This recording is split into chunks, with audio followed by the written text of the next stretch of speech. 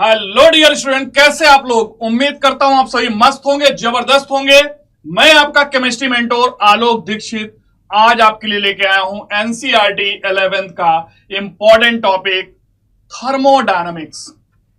तो बेटा करते हैं सीधी बात और स्टार्ट करते हैं टॉपिक थर्मोडायनामिक्स। सबसे पहले हम लोग देख लेते हैं इसकी एग्जाम में इंपॉर्टेंस क्या है। आपका जो नीट का एग्जाम है उसमें कैसे क्वेश्चन पूछे जाते हैं। तो बेटा जी इस टॉपिक से ऑन एवरेज 2 क्वेश्चन तो पूछे ही जाते हैं, कभी कभी 3 क्वेश्चन भी पूछ ले जाते हैं। मतलब ये टॉपिक आपके 8 से 12 नंबर पक्के करने वाला है। और बेटा जी मेरे साथ 2 घंटे आप कनेक्ट रहिए, 2 घंटे में मैं आपके ये 8 से 12 नंबर पक्के करा दूंगा। जल्दी से देखते हैं नीट एग्जाम का ट्रेंड क्या है लास्ट 11 ईयर का।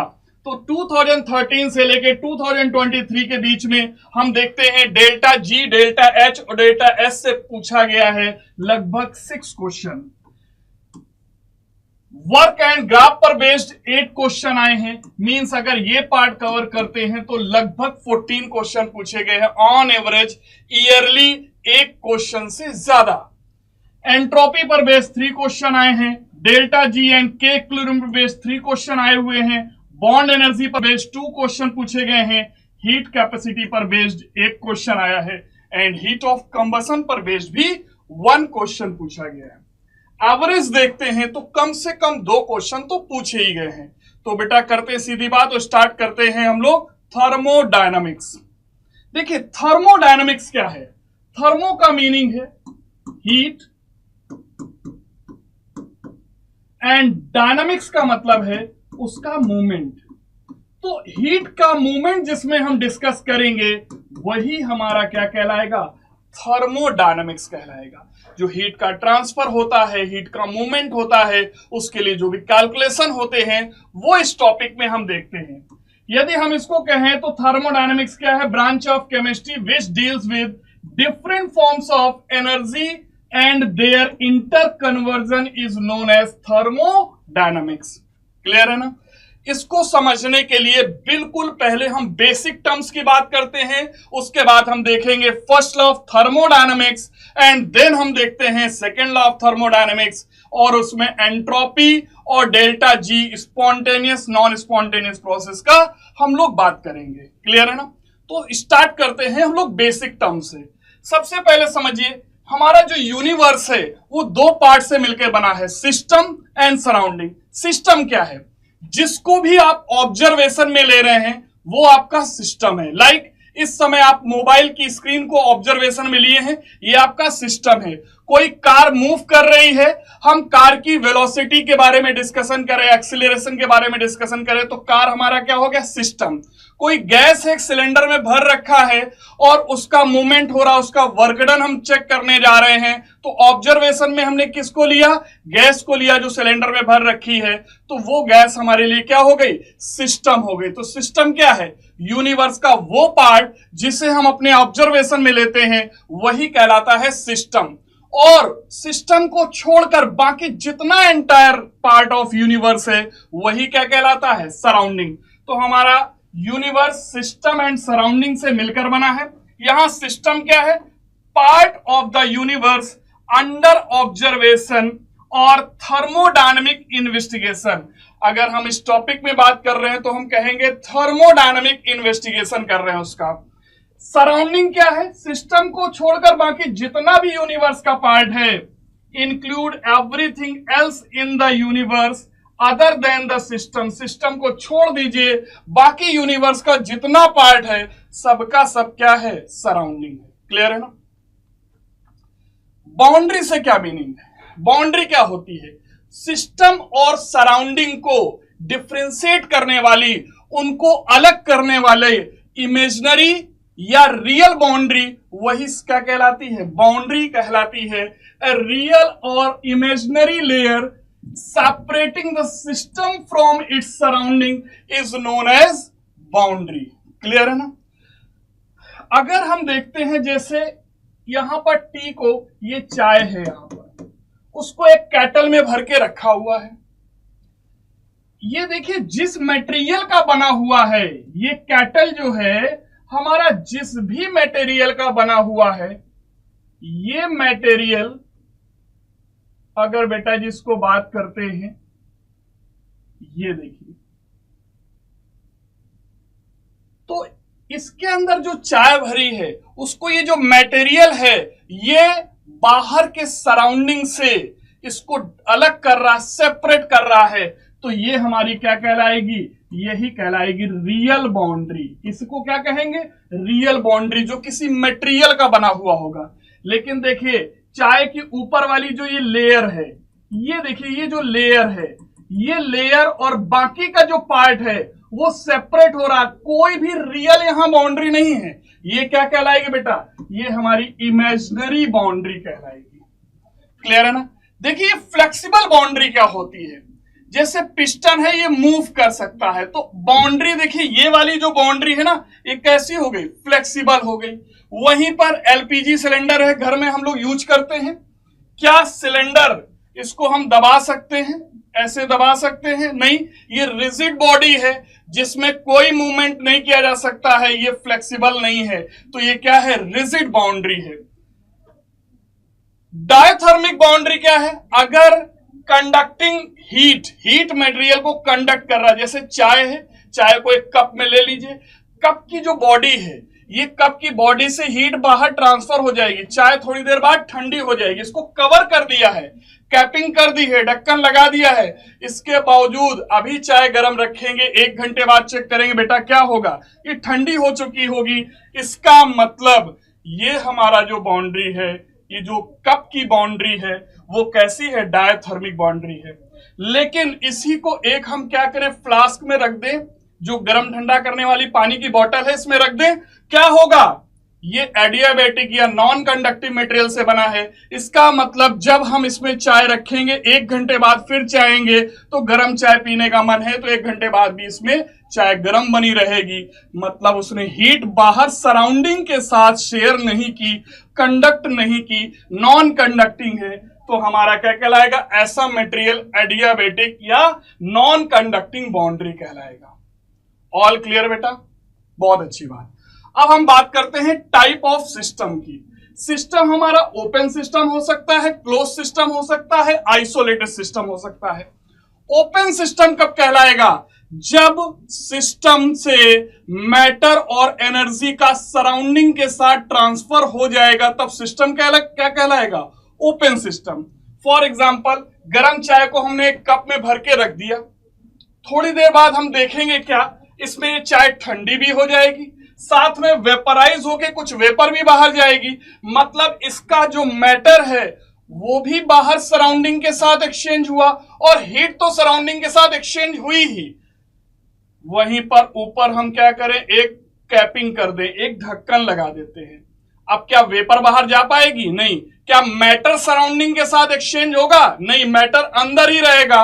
लेकिन थोड़ी देर बाद, कुछ घंटे बाद देखेंगे, आधे 1 घंटे 2 घंटे बाद, तो ये क्या होगा, ठंडी हो जाएगी। इसका मतलब इसकी बाउंड्री से हीट बाहर चली गई है, तो इसने सराउंडिंग के साथ एनर्जी या हीट का तो कर लिया एक्सचेंज, लेकिन मैटर यहां से ट्रांसफर नहीं हुआ है। तो जिसमें मैटर ट्रांसफर ना हो, केवल हीट या एनर्जी का ट्रांसफर हो जाए, वो सिस्टम क्या कहलाएगा, close system. And isolated system, अभी इसमें चाय को भर के रख दिया, क्या होगा, ऊपर से बंद करके रखा है, क्या वेपर बाहर जाएगी, नहीं। मैटर एक्सचेंज होगा, नहीं होगा, सराउंडिंग के साथ मैटर एक्सचेंज नहीं होगा। क्या ये आधे घंटे बाद ठंडी हो जाएगी चाय, अगर ये आइडियल है तो 2 घंटे क्या 10 घंटे बाद भी ठंडा नहीं होगा।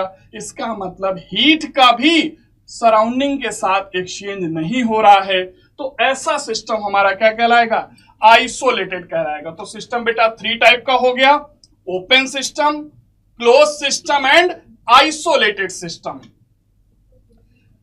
ओपन सिस्टम के लिए बताइए, मैटर एक्सचेंज होगा, जल्दी से बताइए बेटा, बिल्कुल होगा।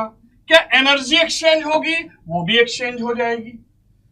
क्लोज सिस्टम में मैटर एक्सचेंज होगा, नहीं होगा, क्लोज कर दिया, अब वेपर बाहर नहीं जा रही है, लेकिन energy.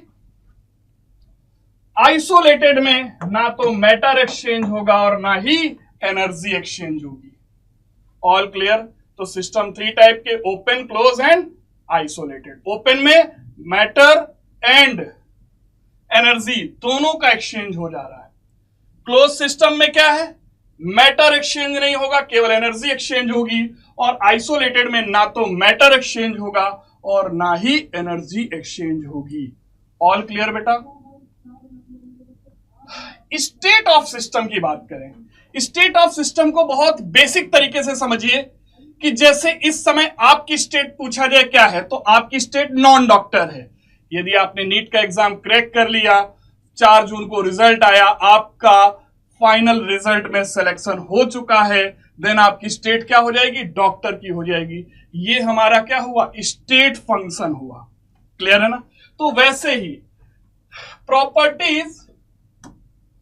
properties which define state of any system are called its state variable or thermodynamic variable और thermodynamic quantities, या फिर हम कहेंगे state of the system। Clear है ना? जो उसकी स्टेट को डिफाइन करे, स्टेटस को डिफाइन करे कि उसका प्रेजेंट टाइम प्रेशर क्या है, वॉल्यूम क्या है, टेम्परेचर क्या है, उसकी हीट कितनी है, उसकी एनर्जी कितनी है, जो ये सारी बातें बताएगा, स्टेटस बताएगा, स्टेट बताएगा, वो क्या कहलाएंगे, स्टेट फंक्शन बेसिकली कहीं ना कहीं होंगे।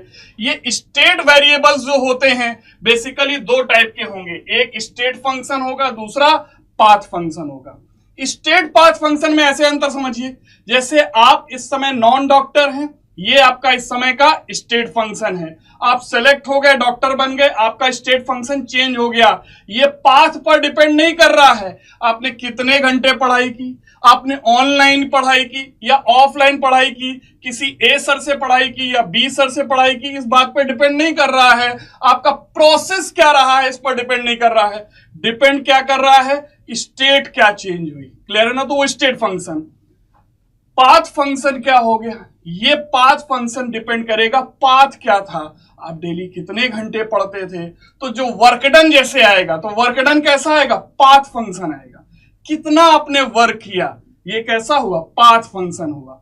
हो सकता है आपने कम मेहनत की हो, रिजल्ट अच्छा आया हो, ये अलग बात हो गई। ज्यादा मेहनत की हो, कम रिजल्ट आया हो, अलग बात। वर्क डन अलग अलग हो सकता है, स्टेट फंक्शन अलग होगा, पाथ फंक्शन अलग होगा। क्लियर है ना? स्टेट फंक्शन का मतलब नहीं है कि आपने कितने घंटे पढ़ाई की, सेलेक्ट तो सेलेक्ट, डॉक्टर तो डॉक्टर, नहीं सेलेक्ट तो नहीं सेलेक्ट। क्लियर है? तो ऐसे समझिए, थोड़ा सा ऐसे समझते हैं। स्टेट फंक्शन क्या है, independent of the path taken. Path function क्या है, dependent on the path taken. Path पर जो डिपेंड करेगा, पाथ फंक्शन जो पाथ पर डिपेंड ना करे, वो हमारा क्या है, state function. Depends only upon the state of the system, केवल स्टेट ऑफ द सिस्टम। अभी आप डॉक्टर नहीं है, ये आपका स्टेट है। आपका रिजल्ट आएगा, आप सिलेक्ट हो जाएंगे, आप डॉक्टर हो जाएंगे, वो आपका स्टेट अलग हो जाएगा। डिपेंड्स, अच्छा, पाथ फंक्शन क्या होगा, depends upon how that state of the system has been achieved. किस तरीके से आप डॉक्टर बने, वो आपका पाथ फंक्शन हुआ। क्लियर है ना? Multiple paths result in the same value. आपने ऑफलाइन भी कोचिंग कर ली, ऑनलाइन भी कोचिंग कर ली, इस बुक से भी पढ़ लिया, उस बुक से भी पढ़ लिया, कितने भी मल्टीपल पाथ हो गए, फाइनली अचीव क्या हुआ, आप डॉक्टर बन गए। ये स्टेट फंक्शन है। क्लियर है ना? लेकिन मल्टीपल पाथ की वैल्यूज जो है, मल्टीपल पाथ में result in different value, path function अलग हो जाएंगे। आपके कितने रिसोर्सेस थे, कितने घंटे पढ़ाई की, ये सब क्या बात आ जाएगा, ये पाथ फंक्शन है। लाइक प्रेशर, वॉल्यूम, टेम्परेचर, ये एंथैल्पी, ये सभी क्या, इंटरनल एनर्जी, एंट्रोपी, ये सब क्या है, स्टेट फंक्शन है। इनको हमेशा कैपिटल लेटर से शो करेंगे बेटा, हमेशा कैपिटल। प्रेशर स्मॉल पी से नहीं लिखा जाएगा, वॉल्यूम, टेम्परेचर, ये सब किससे लिखा जाएगा, कैपिटल से लिखा जाएगा, कैपिटल लेटर्स में लिखा जाएगा। क्लियर है ना? Energy, internal energy small you से नहीं लिखेंगे, क्या लिखेंगे, कैपिटल लेटर में लिखेंगे। ये तरीका होता है। एंड हीट और वर्क डन जैसे कि है, ये पाथ फंक्शन है, ये जनरली किसमें लिखे जाते हैं, in small letters. All clear? बात समझ में आ गई? जनरली ये हमारा सिस्टम चलता है। ठीक, अब हम थर्मोडायनामिक प्रॉपर्टीज की बात कर रहे हैं। Intensive properties and extensive properties. Intensive properties क्या होती हैं, ऐसी प्रॉपर्टीज जो अमाउंट पर डिपेंड ना करें, कितना मैटर का साइज है, कितना मास है, इस बात पे डिपेंड नहीं करती है, वो क्या कहलाएंगी? Intensive property. जैसे boiling point, boiling point of water अगर कहा जाए तो 50 ml ले लें वाटर या 50 लीटर वाटर ले लें, सभी में जो आएगा उसका बॉइलिंग पॉइंट कितना आएगा? 100 डिग्री सेल्सियस आएगा। ऐसा नहीं कि एक गिलास पानी लिया तो उसका 100 डिग्री सेल्सियस, एक बाल्टी पानी ले लिया तो उसका 100 नहीं 500 डिग्री सेल्सियस हो जाएगा, ऐसा नहीं है। सभी का क्या है? 100 डिग्री सेल्सियस। तो बॉइलिंग पॉइंट, फ्रीजिंग पॉइंट, ये सब क्या है? ये बेटा हमारी इंटेंसिव प्रॉपर्टीज हैं। जैसे कोई बैटरी है, 12 वोल्ट की बैटरी है, तो उसका जो ई सेल है वो 12 वोल्ट है, तो ये कैसी प्रॉपर्टी? इंसेंटिव प्रॉपर्टी है। क्लियर है ना? इंटेंसिव प्रॉपर्टीज है। एंड एक्सटेंसिव प्रॉपर्टीज क्या होती है? एक्सटेंसिव प्रॉपर्टीज वो प्रॉपर्टीज होती हैं जो अमाउंट पर डिपेंड करेंगी कि उसका अमाउंट कितना है। क्लियर है ना? जैसे वॉल्यूम, एक ग्लास लिया 300 ml का था तो वॉल्यूम उसका 300। एक बकेट ले लिया, 10 लीटर की बाल्टी है, बकेट 10 लीटर की है, अब वॉल्यूम चेंज हो गया, तो वॉल्यूम कैसी प्रॉपर्टी हुई? एक्सटेंसिव प्रॉपर्टी हुई। तो जो अमाउंट पे matter mean size and mass पर डिपेंड करती है वो एक्सटेंसिव प्रॉपर्टी, और जो इससे इंडिपेंडेंट होती है वो हमारी क्या है? Intensive property. ऑल क्लियर बेटा? देखिए एक्सटेंसिव प्रॉपर्टीज के एग्जांपल जो अमाउंट पर डिपेंड कर रही हैं वो क्या है? Volume, number of moles, mass, Gibbs free energy, entropy, enthalpy, internal energy, heat capacity, force, surface area, ये सभी क्या है बेटा? Extensive properties. इंटेंसिव प्रॉपर्टीज क्या है? Pressure, temperature. अगर हमने क्या किया, एक बकेट में 10 लीटर पानी है और उसका टेम्परेचर हमने उसको गर्म कर लिया, बॉईल किया, मान लीजिए उसका 80 डिग्री सेल्सियस या 90 डिग्री सेल्सियस टेम्परेचर है, तो अब क्या होगा? उससे एक मग पानी निकाले, एक मग्गे में पानी निकाले, क्या हो जाएगा? क्या उसका टेम्परेचर कम, आपको ठंडा फील होगा? बाल्टी में हाथ डालेंगे 80 डिग्री सेल्सियस का है, और अगर वही मग में निकालेंगे तो क्या 8 डिग्री सेल्सियस फील होगा? नहीं बेटा, सेम रहेगा। तो एक ऐसी प्रॉपर्टी है, इंटेंसिव प्रॉपर्टी है। तो temperature, pressure, concentration terms, molarity, molality, normality, ये सब कैसी हैं? Intensive property. Boiling point, freezing point, cell का जो पोटेंशियल है, जो सेल पोटेंशियल है वो कैसी है? Intensive property. Molar volume, Gibbs energy पर मोल, इंपॉर्टेंट है। Gibbs free energy extensive property है, और वही पर मोल के लिए बात कर ली जाए तो कैसी हो जाएगी? इंटेंसिव प्रॉपर्टी हो जाएगी। Specific heat, molar heat capacity, heat capacity कैसी प्रॉपर्टी है? एक्सटेंसिव। उसी को पर मोल या पर ग्राम निकाल लें तो कैसी हो जाएगी? वो हो जाएगी हमारी intensive property. Specific conductance, refractive index, surface tension, viscosity, pH value, vapour pressure, ये सभी क्या हैं? ये सभी की सभी इंटेंसिव प्रॉपर्टीज हैं। ये अमाउंट पर डिपेंड नहीं करेंगे। बड़ा सैंपल ले लेंगे तो भी वही रहेगा, छोटा सा सैंपल लेंगे तो वो भी वही रहेगा। इसकी प्रॉपर्टीज जो है उनकी वैल्यूज चेंज नहीं होती है अमाउंट पर। ऑल क्लियर है? देखिए बड़ा इंपॉर्टेंट पॉइंट है, the ratio of two extensive properties. किन्हीं दो एक्सटेंसिव प्रॉपर्टीज का रेशियो वो कैसा होगा? हमेशा इंटेंसिव प्रॉपर्टी होगा। जैसे डेंसिटी, मास अपॉन वॉल्यूम, मास में वॉल्यूम को डिवाइड कर दिया। मास कैसी प्रॉपर्टी है? कैसी है? एक्सटेंसिव। वॉल्यूम कैसी है? एक्सटेंसिव प्रॉपर्टी है। रेशियो निकाल लिया तो कैसी आ गई? इंटेंसिव प्रॉपर्टी आ गई। क्लियर है ना? कोई भी एक्सटेंसिव प्रॉपर्टी को पर यूनिट निकाले value, per unit volume, per unit mass, per unit mole, तो कैसी प्रॉपर्टी आएगी? वो भी कैसी हो जाएगी? इंटेंसिव प्रॉपर्टी हो जाएगी। All clear?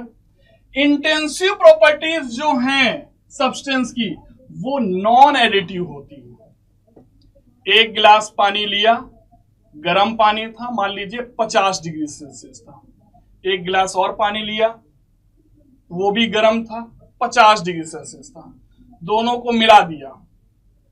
वॉल्यूम पहले 300 ml एक गिलास में था, दूसरे में 300 ml था, तो 300 अब उसको मिला दिया, एक जगह हमने डाल दिया कंटेनर में। तो पूछा जाए वॉल्यूम कितना हो जाएगा, हम कहेंगे जुड़ जाएगा। 300 ml पहले ग्लास में था, 300 ml दूसरे ग्लास में था, अभी कितना हो जाएगा, 600 ml हो जाएगा।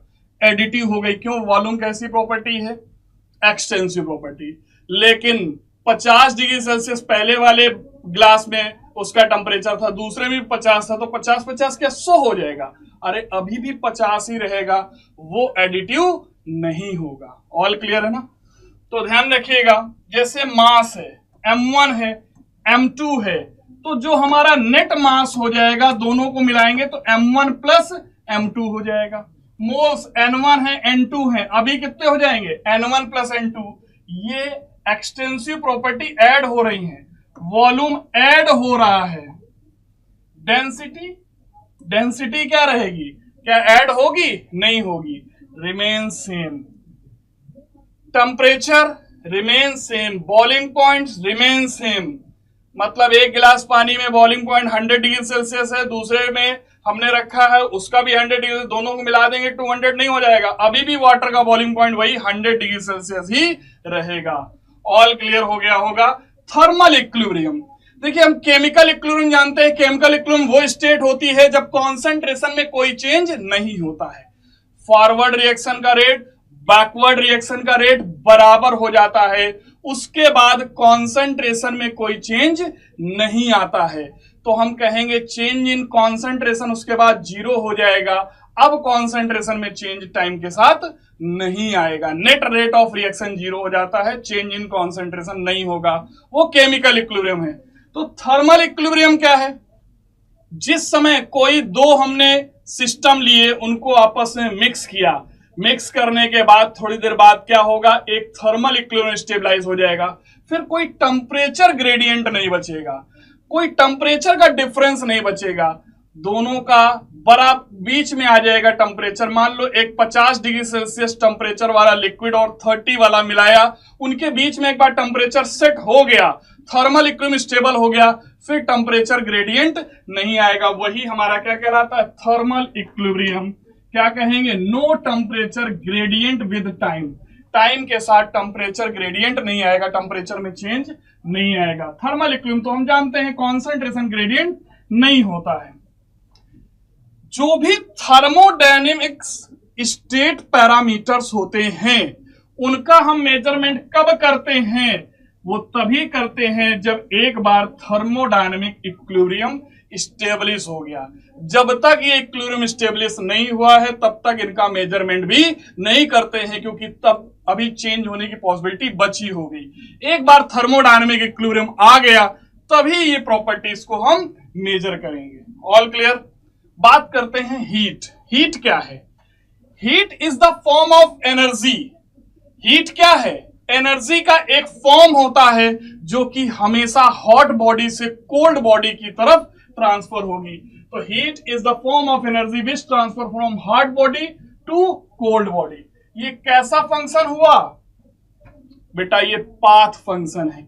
कौन सा पाथ हमने एक्वायर किया है इस बात पर डिपेंड करेगा। कैसा है पाथ फंक्शन? हीट हमारी दो टाइप की होती है। कौन कौन सी? सेंसिबल हीट और लेटेंट हीट।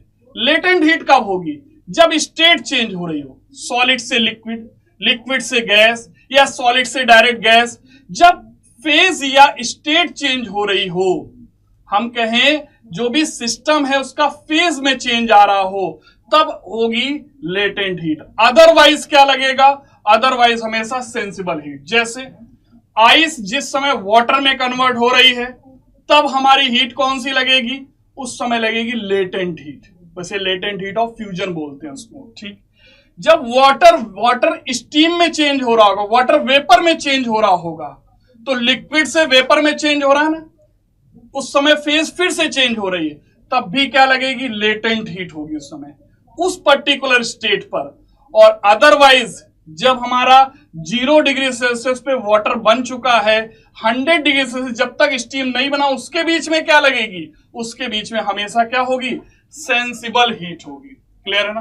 तो सेंसिबल हीट क्या है समझ लेते हैं।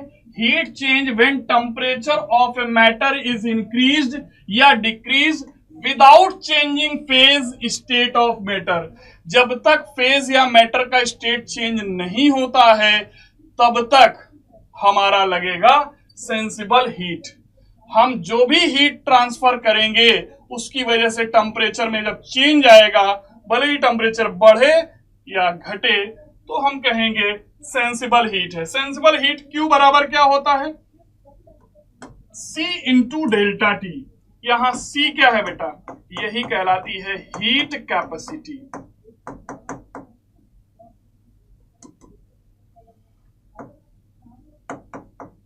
इसी को क्या बोलते हैं? हीट कैपेसिटी बोलते हैं। डेल्टा टी क्या है? चेंज इन टेम्परेचर है, temperature change. Also is equal to लिख सकते हैं m into S delta T. S क्या है? स्पेसिफिक हीट है।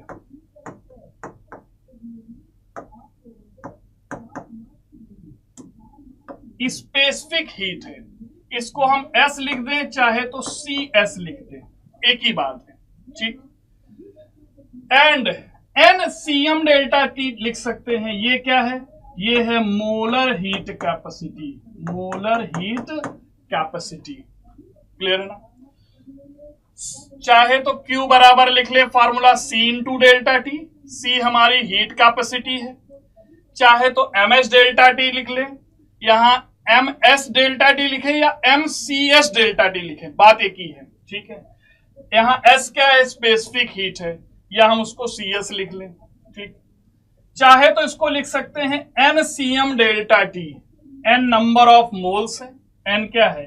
N जो है नंबर ऑफ मोल्स है। अच्छा बताइए यूनिट क्या रखेंगे हम? जल्दी से बताइए यूनिट क्या रखेंगे?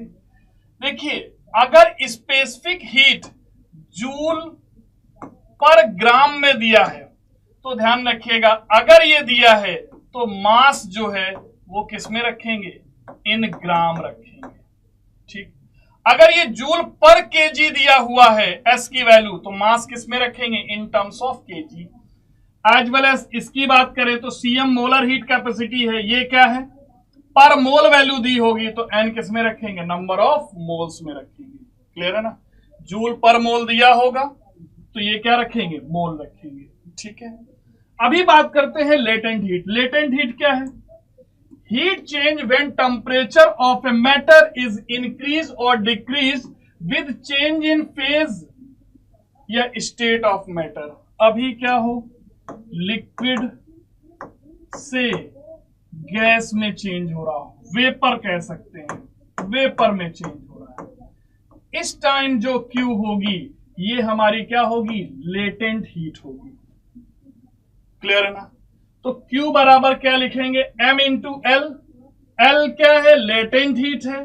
अगर फ्यूजन हो रहा है, सॉलिड से लिक्विड आ रहा है, देखिए लिक्विड से वेपर जा रहा है तो इसी को बोलते हैं लेटेंट हीट ऑफ वेपराइजेशन। अगर सॉलिड से लिक्विड में चेंज हो रहा हो, से लिक्विड में चेंज हो रहा हो, तो इस समय जो भी हीट आएगी वो लेटेंट हीट ऑफ फ्यूजन कहलाएगी। अगर वैल्यू ये दे रखी है कैलोरी पर ग्राम या जूल पर ग्राम, तो मास किस में रखेंगे? ग्राम में रखेंगे। पर केजी दे रखा है तो मास किस में रखेंगे? केजी में रखेंगे। चाहे तो पर मोल में अगर दिया है तो N इंटू L लिखना पड़ेगा। पर ग्राम दिया हुआ है या पर केजी दिया है तो M इंटू L लिखेंगे।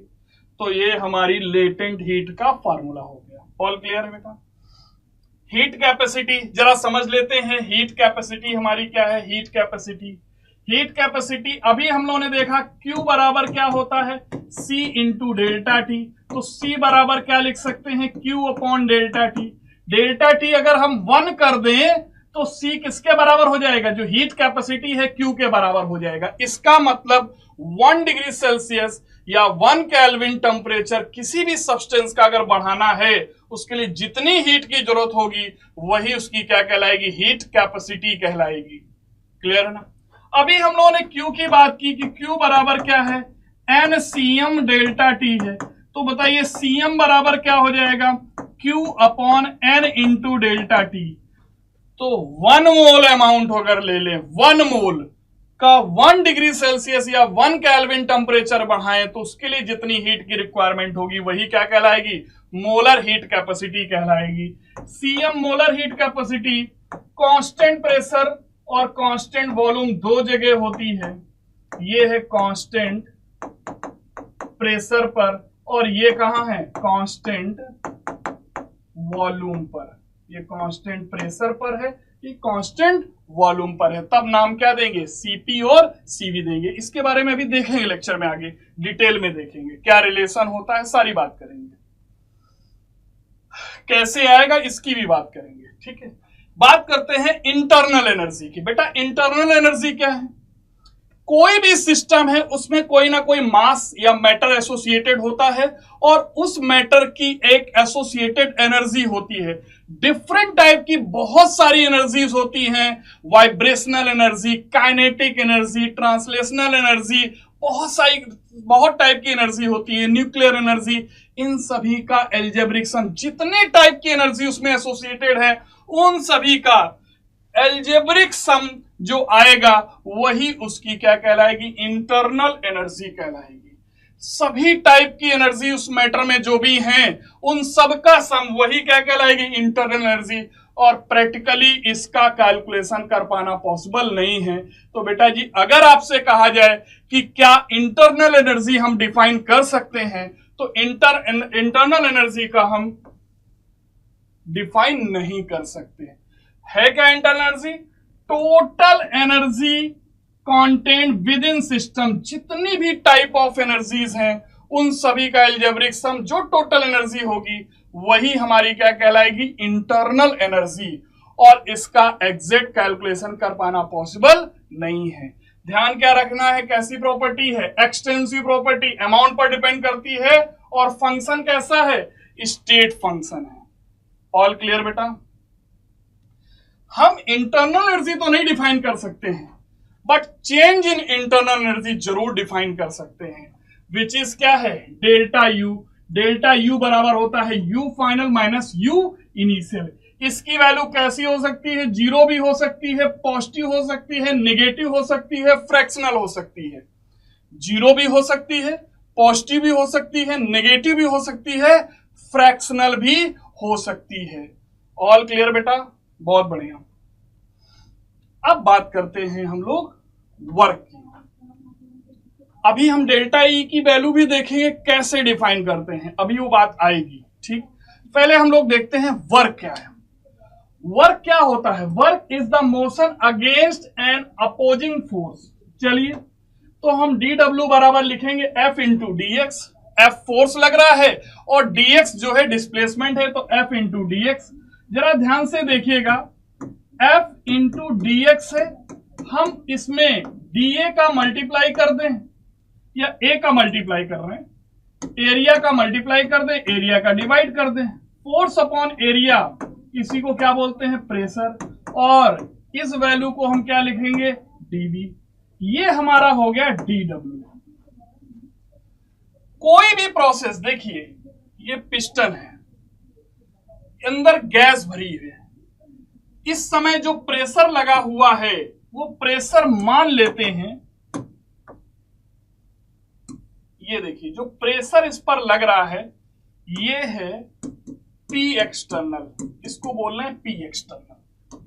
ये देखिए प्रेशर इस पे लगा हुआ है। ठीक, गैस ने क्या किया, गैस ने वर्क किया। अगर एक्सपेंशन हुआ है, यहां पर था और यहां पर पहुंचा है, एक्सपेंशन हुआ है, ये dx मूव हुआ है, तो वॉल्यूम में कोई dv का मूवमेंट होगा।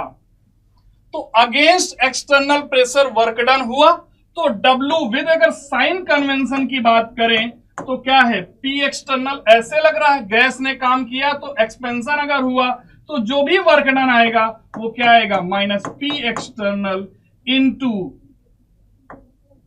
dv आएगा, dw इज इक्वल टू, या हम कहेंगे W इज इक्वल टू, अगर लिखना चाहें तो W इज इक्वल टू कितना हो जाएगा, W is equal to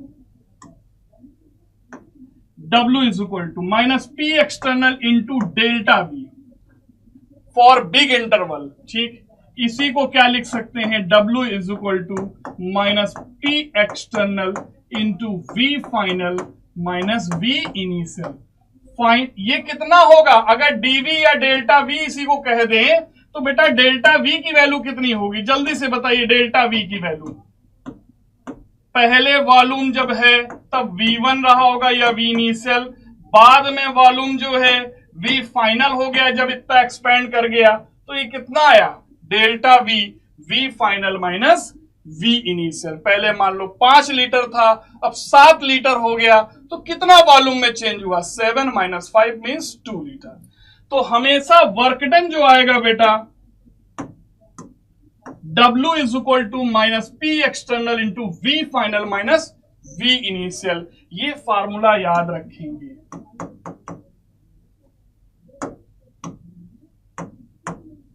all clear, बहुत बढ़िया। जरा साइन कन्वेंशन समझ लेते हैं, बहुत प्रॉब्लम होती है बच्चों को साइन कन्वेंशन की। आईयूपीएससी साइन कन्वेंशन क्या कहता है, जो वर्क डन हम करेंगे, जो एनर्जी हम देंगे वो पॉजिटिव, वही धन है। जो हमें मिलेगा मींस जो सिस्टम करेगा वो हमें मिलेगा। तो अगर सिस्टम के द्वारा वर्क डन हो रहा है या सिस्टम के द्वारा एनर्जी मिल रही है तो कैसा होगा, नेगेटिव। हम सिस्टम को दे रहे हैं एनर्जी, हम वर्क डन कर रहे हैं तो कैसा होगा, पॉजिटिव। तो देखिए work done on the system, system के ऊपर कर रहे हैं मतलब हम कर रहे हैं तो कैसा होगा, पॉजिटिव। सर और क्या है, work done by the system तो कैसा होगा, negative. Heat released by the system, heat अगर सिस्टम के द्वारा रिलीज हो रही हमें मिल रही तो नेगेटिव होगी। और heat absorb by the system means heat हम सप्लाई कर रहे हैं, हम दे रहे हैं तो कैसी होगी, पॉजिटिव। तो सिंपल सी बात ध्यान रखेंगे, जो हम देंगे वो धन, जो हम लेंगे वो ऋण। जो हमें मिलेगा सिस्टम से वो कैसा होगा, ऋण मतलब नेगेटिव। ऑल क्लियर बेटा। थर्मोडायनामिक प्रोसेस क्या है, स्टेट फंक्शन तो समझ लिया। स्टेट फंक्शन क्या है, मैंने बहुत सिंपल सा आपको एग्जांपल बताया। जैसे आज स्टेट आपकी क्या है, नॉन डॉक्टर, आप सेलेक्ट हो जाएंगे, डॉक्टर हो जाएंगे, ये स्टेट फंक्शन है। लेकिन इसके लिए प्रोसेस तो अपनाना पड़ेगा ना, ऐसे थोड़ा ना हो जाएंगे, जादू तो नहीं हो जाएगा। तो वही प्रोसेस, थर्मोडायनामिक प्रोसेस जो है वो कौन कौन से होते हैं तो समझ लेते हैं। आइसोकोरिक प्रोसेस एक होता है, आइसोकोरिक प्रोसेस। आइसोकोरिक प्रोसेस कब होगा, जब वॉल्यूम कांस्टेंट होगा, और अगर वॉल्यूम कांस्टेंट है तो डेल्टा V बराबर क्या होगा, 0। क्लियर है ना, डेल्टा V बराबर क्या होगा, 0 होगा। ऐसे केस में P डायरेक्टली प्रोपोर्शनल किसके होता है, टेम्परेचर T के। अगर वॉल्यूम कांस्टेंट है इसे हम गैलुसाक लॉ भी कहते हैं। Second one is isobaric process. Isobaric process क्या होगा, अगर प्रेशर कांस्टेंट है, प्रेशर कांस्टेंट है तो प्रेशर कांस्टेंट है तो बताइएगा वॉल्यूम जो है डायरेक्टली प्रोपोर्शनल किसके हो जाएगा, टी के हो जाएगा। चार्ल्स लॉ हम जानते हैं। अगर आइसोथर्मल प्रोसेस है तो इसका मतलब टी कांस्टेंट है। अगर टी कांस्टेंट है तो बेटा जी डेल्टा टी बराबर क्या होगा, 0। चेंज इन टेम्परेचर क्या हो जाएगा, 0। एंड जो इंटरनल एनर्जी है डेल्टा यू वो डायरेक्टली प्रोपोर्शनल होती है किसके, चेंज इन टेम्परेचर के। मींस डेल्टा यू बराबर भी क्या होगा, ऐसे केस में 0 होगा। तो आइसोथर्मल प्रोसेस जब भी कहा जाएगा तो हम कहेंगे वहां पर चेंज इन इंटरनल एनर्जी 0 होगा, क्योंकि चेंज इन टेम्परेचर 0 होता है। और जब T कांस्टेंट होगा तो P इनवर्सली प्रोपोर्शनल होता है वॉल्यूम के। ये क्या फॉलो करता है, बॉयल्स लॉ। ये क्या फॉलो करता है, चार्ल्स लॉ।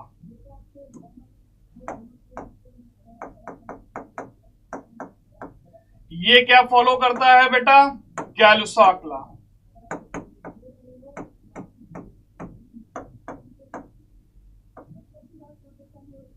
ऑल क्लियर बेटा, बात समझ में आ रही है। ये पॉइंट क्लियर हो रहा है? ठीक बात है। तो 4 प्रोसेस तो यही हो गए, ठीक है। साइक्लिक प्रोसेस, साइक्लिक प्रोसेस क्या है? जहां से चले थे वहीं पर वापस आ गए। आज आपकी स्टेट नॉन डॉक्टर की है, आपने तैयारी भी की, एग्जाम भी दिया, उसके बाद जब रिजल्ट आया फाइनली क्या देखा, आज भी नॉन डॉक्टर है। प्रोसेस साइक्लिक हो गया, क्लियर है ना? तो अभी साइक्लिक प्रोसेस क्या है? When a system undergoes a number of different processes and finally returns to its initial state, it is termed as cyclic process. इसी को क्या बोलेंगे? साइक्लिक प्रोसेस कहेंगे। आसान भाषा में आप ऐसे समझिए, आज अगर आप स्टार्टिंग में आपने तैयारी चालू की, किसी बच्चे ने बहुत सारे प्रोसेस उसने अपनाए, अलग अलग सिस्टम से तैयारी की, गलतियां की, फॉलो नहीं किया टीचर के अपनी बातों को, और रिजल्ट एग्जाम दिया, रिजल्ट आया, बहुत सारे प्रोसेस फॉलो हुए, लेकिन अल्टीमेटली फिर नॉन डॉक्टर रह गए। तो फिर वो क्या हुआ? साइक्लिक प्रोसेस हुआ, ठीक। इन cyclic process change in all state function, जब भैया स्टेट में कोई चेंज ही नहीं आया, तो स्टेट के फंक्शन में कोई चेंज नहीं आया, तो सभी का डेल्टा क्या आएगा? 0। डेल्टा पी, पहले P1 था, अभी भी लौट के फिर से P1 ही आया, तो डिफरेंस क्या आया? 0। डेल्टा P बराबर 0, डेल्टा T बराबर 0, डेल्टा E बराबर 0। वर्क डन 0 नहीं होगा, क्लियर है ना? वर्क डन 0 नहीं होगा। काम तो किया, मेहनत तो की गई। जल्दी से बताइएगा, आप लोग चैट में रिप्लाई करिएगा। क्या? The process in which no heat enters और leaves the system is termed as. देखिए, एडियाबेटिक प्रोसेस। एडियाबेटिक प्रोसेस में क्या होता है? अगर एडियाबेटिक प्रोसेस है तो चेंज इन ये क्यू की वैल्यू जो आनी है, हीट का कोई ट्रांसफर होगा ही नहीं, तो क्यू की वैल्यू क्या हो जाएगी? 0 हो जाएगी। कोई हीट का ट्रांसफर नहीं। एडियाबेटिक का मतलब हीट का कोई ट्रांसफर नहीं होगा, तो क्यू की वैल्यू क्या हो जानी है? 0 हो जानी है। तो बेटा ये क्या होगा? The process in which no heat enters और leaves the system is termed as, क्या बोलते हैं? Adiabatic process. ऑल क्लियर है बेटा? Which of the following is 0 for an isochoric process? Isochoric process में वॉल्यूम कांस्टेंट होता है, तो क्या 0 होगा? टीवी 0 होगा, वॉल्यूम में चेंज 0 होगा। अब बात करते हैं, 5 प्रोसेस कर लिए थे, ये 6 प्रोसेस है। रिवर्सिबल प्रोसेस, या इसको हम क्वासी स्टैटिक प्रोसेस बोलते हैं। रिवर्सिबल प्रोसेस कब होगा? जब कोई वर्क तो हो रहा है, लेकिन अपोजिंग फोर्स के अगेंस्ट जो लगने वाला फोर्स है वो उससे स्लाइटली ज्यादा है, जो डिराइविंग फोर्स है वो बहुत थोड़ा सा ज्यादा है, तो प्रोसेस क्या है? रिवर्सिबल है। बात समझिए, आपको डॉक्टर बनना है, आप तैयारी कर रहे हैं, एक अपोजिंग फोर्स लगता है, मन को समझाता है ये कर लो वो कर लो, जो आपको करना चाहिए, मतलब वो कहता है सोशल मीडिया भी देख लो, फोन आप चला रहे हैं, आपको वीडियो लेक्चर आपको देखना चाहिए, कि लेक्चर्स को पढ़ना चाहिए, समझना चाहिए, बीच बीच में व्हाट्सएप भी देख रहे हैं, तो ये क्या है? डिस्ट्रैक्ट करने वाले फोर्सेस हैं। तो जो अपोजिंग फोर्स है उससे अगर डिराइविंग फोर्स, आपको डॉक्टर बनना है, ये आपकी जो तड़प है, ये जो चाहत है, ये आपका डिराइविंग फोर्स है, अगर ये लिटिल बिट ही ज्यादा है, बहुत थोड़ा सा ज्यादा है, तो फिर क्या हो जाएगा? प्रोसेस रिवर्सिबल हो जाएगा। क्यों? कहीं से भी थोड़ा फोर्स एक्स्ट्रा लग गया अपोजिंग वाला, तो आप लौट के फिर क्या होगा? 0 पे आ गए। समझ रहे ना? आप कट ऑफ क्रॉस नहीं कर पाए, तो ऐसा प्रोसेस हमारा क्या कहलाता है? Reversible process. The process in which all changes occurring at any part of the system are exactly reversed. कब? When small changes in variables are carried out in opposite direction. थोड़ा सा भी एक्स्ट्रा लगा दिया, समझ रहे ना, तो आपकी मेहनत हो गई बेकार। इसलिए डिराइविंग फोर्स क्या रखना पड़ेगा? तगड़ा रखना पड़ेगा। कहते हैं ना सख्त लौंडा, जो थोड़े बहुत में विचलित ना हो जाए, फ्लक्चुएट ना हो जाए, जिसमें डिराइविंग फोर्स इतना ज्यादा है कि अपोजिंग फोर्स अगर कहे भी, मन उसको बहकावे कि नहीं यार ये कर लो वो कर लो, सोशल मीडिया देख लो, यूट्यूब पे गाने देख लो, आपको मन बहकाने वाला है, लेकिन आपका डिराइविंग फोर्स, आपकी जो तड़प है ना डॉक्टर बनने की, वो इतनी ज्यादा है कि उस पर हावी पड़ जा रही है, तब प्रोसेस रिवर्सिबल नहीं होगा। फिर कैसा हो जाएगा? इरिवर्सिबल। फिलहाल अगर driving force should be infinitesimal greater than opposing force, उससे थोड़ा ही ज्यादा है, बहुत लिटिल बिट ज्यादा है, तभी प्रोसेस कैसा होगा, रिवर्सिबल होगा। क्लियर है ना? It is an ideal process, और आइडियल जैसा कुछ होता नहीं, ये पता है। Work obtained in expansion is maximum, system is in virtual equilibrium at any state, और यहां पर P एक्सटर्नल की वैल्यू P जो इंटरनल है प्लस dP, यहां P एक्सटर्नल वेरिएबल फंक्शन होगा। और थोड़ा सा यहां पर जो वर्क डन आएगा dW वो बराबर क्या होगा, माइनस P dV, वो ये वर्क डन आएगा। अगर इंटीग्रेट करना भी चाहेंगे तो W बराबर माइनस P dV का इंटीग्रेशन। क्लियर है ना? ये हमारा रिवर्सिबल प्रोसेस का वर्क डन होगा। इरिवर्सिबल प्रोसेस क्या होगा, डिराइविंग फोर्स इतना ज्यादा है कि अगर मन बहका भी रहा है तो नहीं, उसको आप समझा ले जाएंगे, नहीं यार ये सब नहीं करना, अभी हमारे लिए डॉक्टर बनना ज्यादा इंपॉर्टेंट है, बाकी सब चीजें सेकेंडरी हैं। एक बार हम डॉक्टर बन जाएंगे तो फिर हम ठीक है व्हाट्सएप भी चलाएंगे, हम वीडियोस भी देखेंगे, हम सब करेंगे, लेकिन पहले क्या है, अपना स्टेट फंक्शन चेंज करेंगे।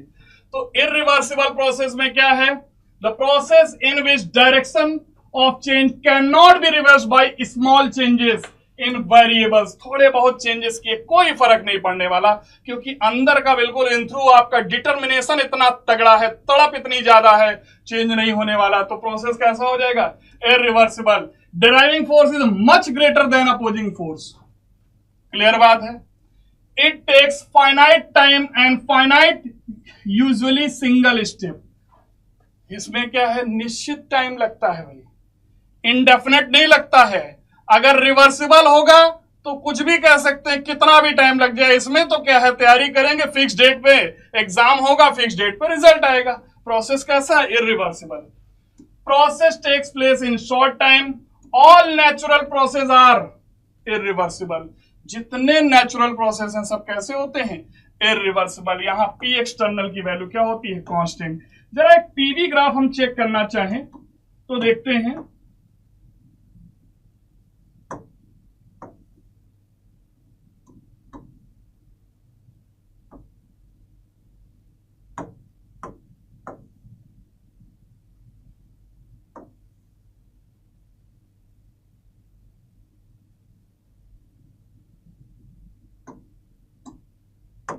ये है हमारा प्रेशर, ये है वॉल्यूम। पीवी ग्राफ चेक कर रहे हैं, बताइएगा जरा, आपको बताना है। जैसे जैसे मैं करता जाऊं चैट बॉक्स में आप रिप्लाई करते जाइए। अभी क्या कहेंगे,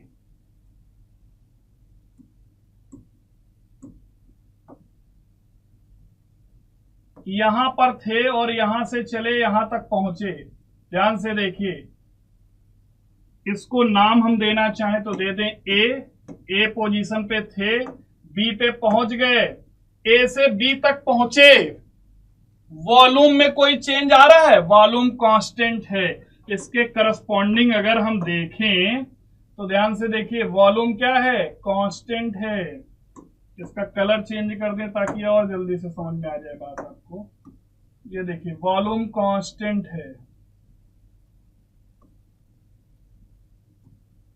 तो अभी प्रोसेस ए से बी वाला पूछा जाए, अगर प्रोसेस कैसा है, तो अगर ए से बी वाला पूछा जाए तो ए बी प्रोसेस हमारा आइसोकोरिक प्रोसेस है। अभी तक आइसोकोरिक है, ठीक, वॉल्यूम कांस्टेंट है।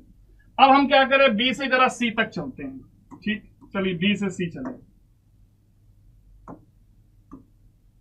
बी से पहुंचे हम सी पे, ठीक है, ये पॉइंट है हमारा सी। बी से सी पहुंचे तो ध्यान से देखिए, करस्पॉन्डिंग अगर वैल्यूज देखें हम, तो अब बी से सी के बीच प्रेशर कांस्टेंट चल रहा है। तो अगर आपसे पूछा जाए बी और सी वाला प्रोसेस कैसा है, तो ये आइसोबैरिक प्रोसेस है, आइसोबैरिक। क्लियर है ना? चलिए भैया, हम ए से आए बी, बी से पहुंचे सी। एक बार आइसोकोरिक चुना, एक बार हमने क्या चुना, आइसोकोरिक, एक बार आइसोबेरिक प्रोसेस। क्लियर है ना? अभी प्रोसेस क्या रिवर्सिबल है? अभी नहीं है, अभी कैसा है? इरिवर्सिबल। कहानी में आ गया ट्विस्ट। हम सी से जो है, सी से पहुंच गए ए पे, सी से पहुंच गए ए पर। अब प्रोसेस कैसा हो गया? यही हो गया रिवर्सिबल। अभी ये कैसा था? जल्दी से बताइए, ये कैसा था? इरिवर्सिबल था। अभी प्रोसेस कैसा हो गया? रिवर्सिबल हो गया। वर्क डन देखें, वर्क डन किसी भी पीवी ग्राफ में होता है एरिया अंडर द कर्व। तो जरा ए बी प्रोसेस के लिए बताइए, जब आइसो कोरिक प्रोसेस है तो एरिया अंडर द कर्व क्या आएगा? अरे भैया इसके अंदर कोई एरिया आएगा? आएगा नहीं। ए बी प्रोसेस में नहीं आएगा, तो ए बी प्रोसेस के लिए वर्क डन क्या होगा? 0।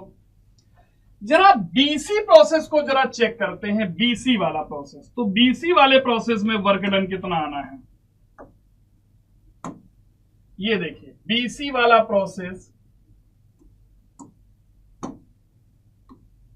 ये देखिए ये वर्क डन कैसा आना है?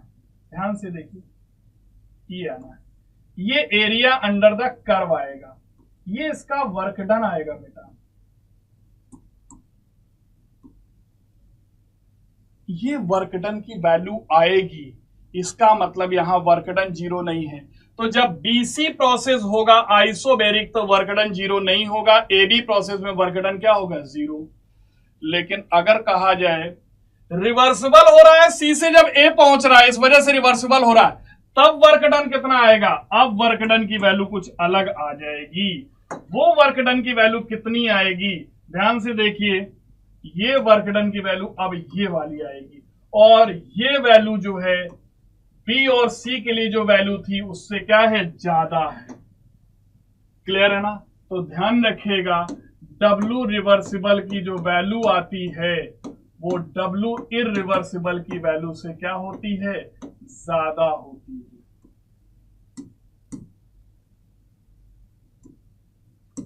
रिवर्सिबल प्रोसेस के लिए जो वर्क डन आएगा वो इरिवर्सिबल प्रोसेस के वर्क डन से क्या आएगा? ज्यादा आएगा। All clear? ये बात समझ में आ गई, बहुत बढ़िया। अब हम बात करते हैं, ये प्रोसेस हमारा जो था 6th प्रोसेस, ये हमने 7th प्रोसेस कहा। अब हम बात कर रहे हैं 8th प्रोसेस के लिए। फ्री एक्सपेंशन या वैक्यूम अगर गिवन हो, तो फ्री एक्सपेंशन या वैक्यूम की बात कर रहा है, तो P एक्सटर्नल जो हो गया, ऐसे केस में कितना हो गया? 0। अगर P एक्सटर्नल 0 हो गया तो W बराबर है minus P external into V final minus V initial. जब यही वैल्यू 0 हो गई तो वर्क डन क्या होगा? 0। तो जब भी फ्री एक्सपेंशन या वैक्यूम गिवन हो तो वर्क डन हमेशा ऐसे केस में क्या होता है? 0 होता है। बहुत बढ़िया। जरा नीट 2020 का एक क्वेश्चन देखते हैं। The correct option for free expansion of an ideal gas under adiabatic condition. चलिए एडियाबेटिक कंडीशन जैसे हुआ तो हम एक बात तो समझ गए, Q बराबर क्या होगा? 0। दूसरा क्या कह रहा? Free expansion. फ्री एक्सपेंशन हो गया तो वर्क डन क्या हो गया? 0। वर्क डन भी क्या हो गया? 0। फ्री एक्सपेंशन है तो P एक्सटर्नल 0 होता है तो वर्क डन 0 हो गया। तो वर्क डन 0 है, Q 0 होना है। Q बराबर होता है इंटरनल एनर्जी और प्लस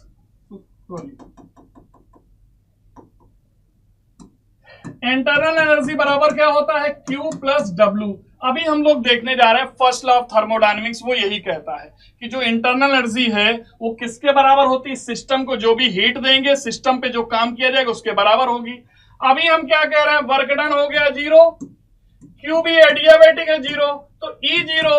अगर E 0 है तो इसका मतलब टेम्परेचर क्या होगा? कांस्टेंट होगा, तो डेल्टा T बराबर क्या होगा? 0 होगा। इसका मतलब कौन सा आंसर आ जाएगा? Q 0, delta T 0, W 0। Answer is D part. ये नीट 2020 का क्वेश्चन पूछा गया है। ऑल क्लियर बेटा? बहुत बढ़िया। अब देखते हैं लॉज ऑफ थर्मोडायनेमिक्स, तो और क्लियरिटी आ जाएगी और इस पर बेस्ड बहुत क्वेश्चन पूछे जाते हैं। कौन कौन से लॉ हैं? Zeroth law, first law of thermodynamics, second law of thermodynamics and third law of thermodynamics. ये हमारे 4 लॉ हैं law of thermodynamics. Zeroth law of thermodynamics क्या कहता है? If two bodies A and B, कोई दो बॉडी हैं, ये ए है ये बी है, अगर ए और बी इक्विलिब्रियम में हो, बी और सी इक्विलिब्रियम में है, तो ए और सी भी क्या होगी? इक्विलिब्रियम में होगी। या फिर ए और सी अगर इक्विलिब्रियम में है, ए और सी ये दोनों इक्विलिब्रियम में है, बी और सी इक्विलिब्रियम में है, अगर ऐसा हो जाएगा तो ए और बी भी क्या होंगी? इक्विलिब्रियम में होंगी। All clear? यही है सिंपल जीरोथ लॉ। ये दो बॉडी इक्विलिब्रियम में है, ये दो थर्मल इक्विलिब्रियम में है, तो अपने आप पहली और तीसरी भी क्या हो जाएगी? थर्मल इक्विलिब्रियम में हो जाएगी। यही है zeroth law. First law of thermodynamics ये क्या कहता है? ये कहता है एनर्जी को ना तो क्रिएट कर सकते हैं ना डिस्ट्रॉय कर सकते हैं, बस एनर्जी एक फॉर्म से दूसरे फॉर्म में चेंज की जा सकती है। एनर्जी को ना तो क्रिएट किया जा सकता है ना ही डिस्ट्रॉय किया जा सकता है। कभी भी एनर्जी को खत्म नहीं कर सकते, कभी भी उत्पन्न नहीं कर सकते, केवल इसको एक फॉर्म से दूसरे फॉर्म में चेंज कर सकते हैं। क्लियर है? जैसे हम इलेक्ट्रिकल एनर्जी है, इलेक्ट्रिकल एनर्जी अप्लाई करें, हम इलेक्ट्रिसिटी पास करें, फैन चला दें, वर्क डन करा लें, एनर्जी से हमने वर्क डन करा लिया, एक फॉर्म से दूसरे फॉर्म में चेंज कर लिया। या फिर आप देखते हैं इलेक्ट्रिसिटी बनती कैसी है? जब वाटर स्ट्रीम पड़ती है, टरबाइन मूव करती है, तो क्या बनती है? इलेक्ट्रिसिटी जनरेट होती है। मतलब वर्क डन करके हम एनर्जी जनरेट कर लें या एनर्जी से हम वर्क डन कर लें, तो एक फॉर्म से दूसरे फॉर्म में चेंज कर सकते हैं, लेकिन इसे ना तो क्रिएट किया जा सकता है ना ही डिस्ट्रॉय किया जा सकता। सिंपल यही है first law of thermodynamics. Then हम क्या कहेंगे?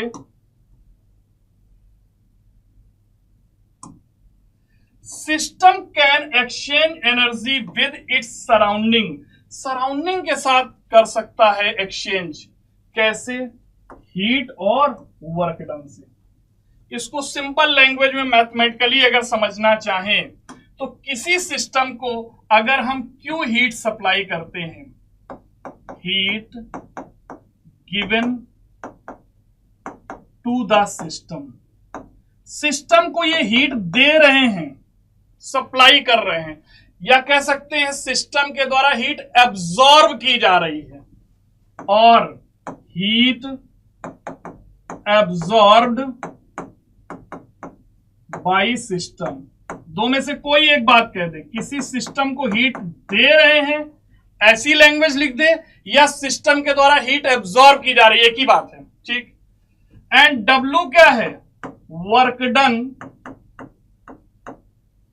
On system. सिस्टम पर वर्क डन किया जा रहा है, सिस्टम पर वर्क डन कर रहे हैं, सिस्टम को हम एनर्जी हीट दे रहे हैं, या हीट सिस्टम के द्वारा एब्जॉर्ब की जा रही है। तो ये टोटल जो आया वो किसके बराबर होगा? वो उसकी इतनी इंटरनल एनर्जी बढ़ा देगा। ये दोनों ही एनर्जी के ही फॉर्म हैं। ये जो टोटल एनर्जी फॉर्म आ रही है, मतलब सिस्टम ने एक तो हीट एब्जॉर्ब की, दूसरा उसने काम कर दिया, दोनों बराबर उसके क्या होगा? उतनी इंटरनल एनर्जी बढ़ा देंगे। तो डेल्टा यू बराबर क्या आ जाएगा? Q plus W। यही कहलाता है बेटा first law of thermodynamics. Conclusion देखते हैं फर्स्ट लॉ ऑफ थर्मोडायनेमिक्स का, थोड़ा सा और क्लियरिटी हो जाएगी। जो भी माइंड में कंफ्यूजन साइन कन्वेंशन को लेकर चल रहे हैं वो सारे अभी दूर हो जाने वाले हैं। देखिए आइसोकोरिक प्रोसेस है, हम लोगों ने अभी पढ़ा था। डेल्टा V बराबर क्या होता है? 0। वॉल्यूम कांस्टेंट डेल्टा V बराबर 0। अगर डेल्टा V बराबर 0 तो भैया जो वर्क डन है minus P external delta V अपने आप क्या हो गया? 0 हो गया। अगर ये 0 हो गया तो डेल्टा U बराबर क्या है?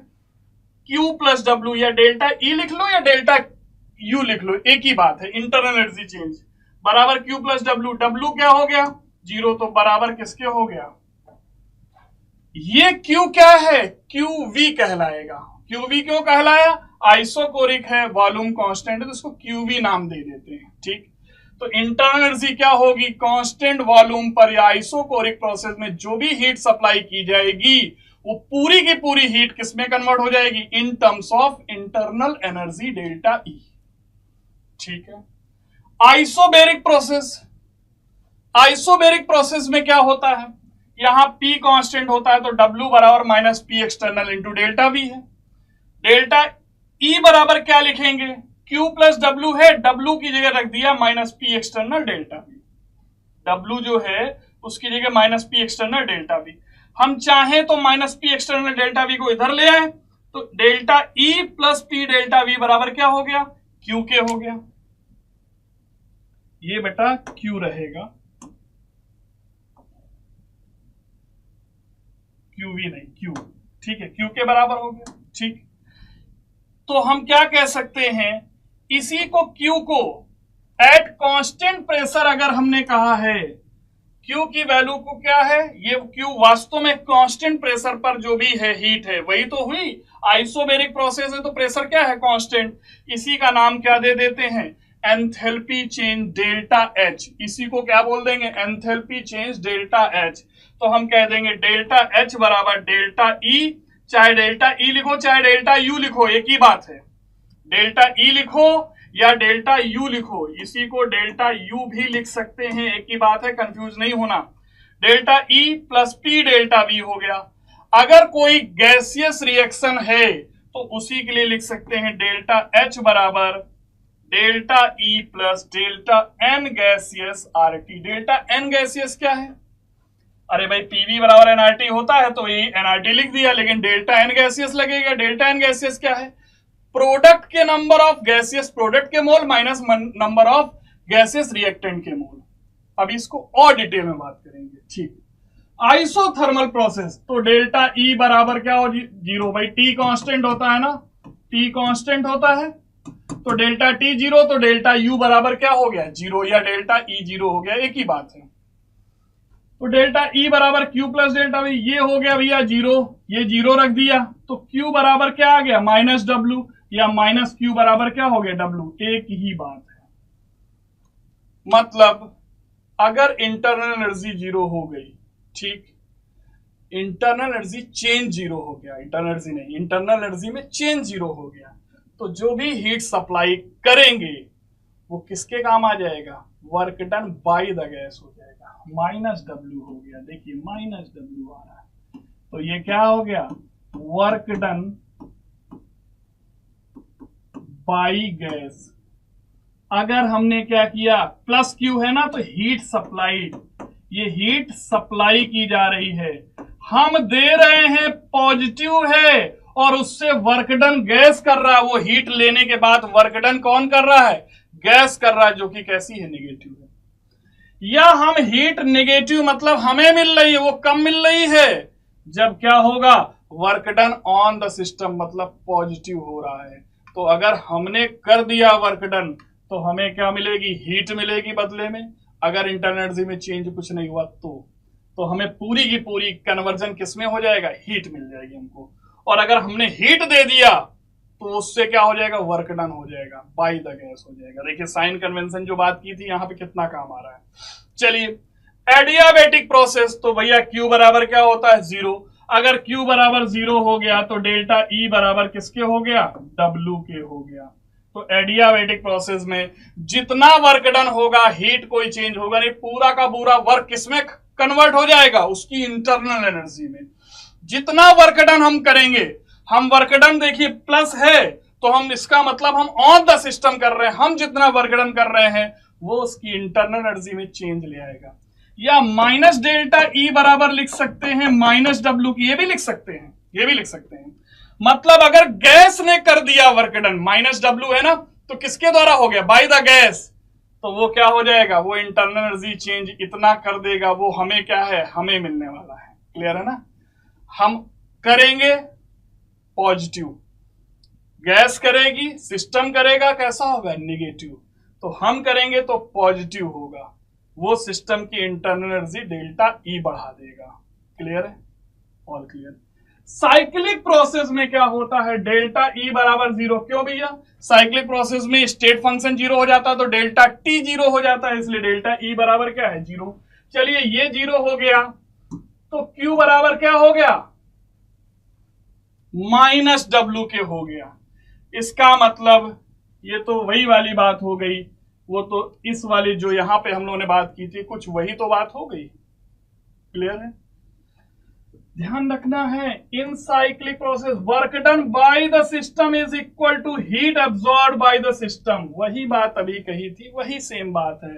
And work done on the system अगर करेंगे, हम सिस्टम पे काम करेंगे तो किसके बराबर हो जाएगी, heat evolve bye the system, जो सिस्टम के द्वारा हीट इवॉल्व होगी उसके बराबर हो जाएगी। क्लियर है बेटा, देखिए क्वेश्चन करेंगे तो जो अभी हम लोगों ने बात की और अच्छे समझ में आएगी। A system is provided with 100 joule, 100 joule system को दे रहे हैं ना तो प्लस 100 हुआ, ठीक, of heat. Work done on the system, on the system कह रहा है तो ये भी क्या हुआ, प्लस हुआ। What is the change in internal energy, तो डेल्टा ई बराबर क्या होता है बेटा, क्यू प्लस डब्ल्यू। क्यू बराबर रखिए प्लस 100, ये रखिए प्लस 20, तो क्या हो गया 120 जूल। ये इंटरनल एनर्जी चेंज आ गया। अभी क्या कहता कि 100 जूल हीट सप्लाई कर रहे हैं और work done by the system 20 joule हो रहा है, तब वैल्यू क्या होती, वो -20 होती। साइन कन्वेंशन ध्यान रखेंगे, कभी गलती नहीं होगी। ऑल क्लियर बेटा। नीट 2023 में क्वेश्चन पूछा गया, कह रहा है which amongst the following option is the correct relation between change in enthalpy delta H and change in internal energy delta E या डेल्टा यू, कुछ भी लिखते हैं। तो क्या रिलेशन होता है, किसके लिए, जरा बताइए जल्दी से। अभी तो निकाला डेल्टा एच बराबर delta U plus delta n gas R T होता है। ये तो बिल्कुल फैक्ट बेस्ड क्वेश्चन हो गया, तो फर्स्ट लॉ ऑफ थर्मोडायनामिक्स को फॉलो कर रहा है। ये देखिए नीट 2023 का क्वेश्चन आ रहा है, कितना कंसेप्चुअल क्वेश्चन है।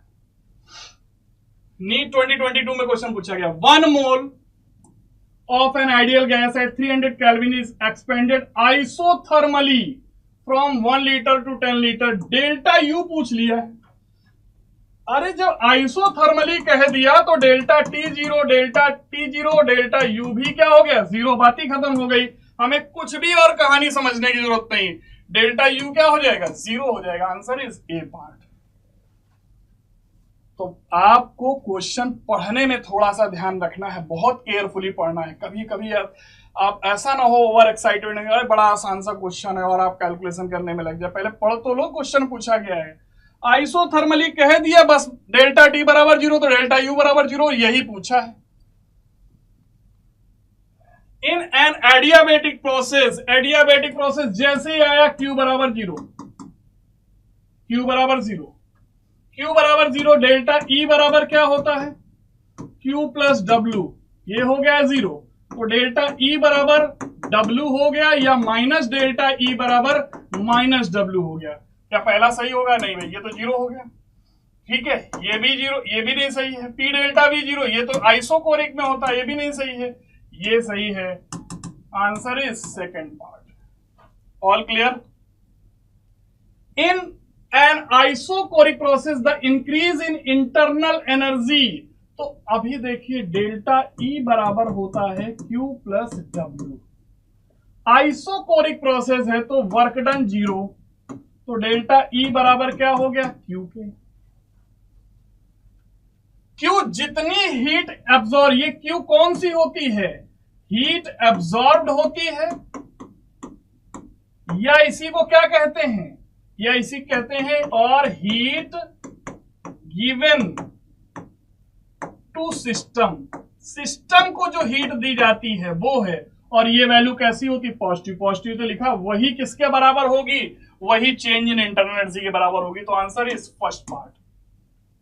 ऑल क्लियर बेटा, बहुत बढ़िया। जल्दी से इसका आंसर बताइए क्या होना चाहिए। ये आपको रिएक्शन दे दी गई, पूछा है delta E minus delta H, तो अभी हम लोगों ने फॉर्मूला देखा था डेल्टा एच बराबर delta U plus delta n gas R T, इसी को चाहे डेल्टा ई लिख लीजिए, एक ही बात होती है, plus delta n gas R T. ठीक, हमसे क्या पूछा है, अच्छा ये डेल्टा एच है, हमसे क्या पूछा, delta E minus delta H, तो इसको इधर लाते हैं, इसको इधर ले जाए, तो minus delta n gas R T, इसको इधर ले आए हैं, डेल्टा एच इधर ले जा रहे हैं, बराबर delta E minus delta H. ये वैल्यू पूछ ली है आपसे, यही तो पूछा है, चलिए निकाल लेते हैं, minus delta n gas R T. तो डेल्टा एन गैस कितना होगा, जरा डेल्टा एन गैस निकालिए इसके लिए।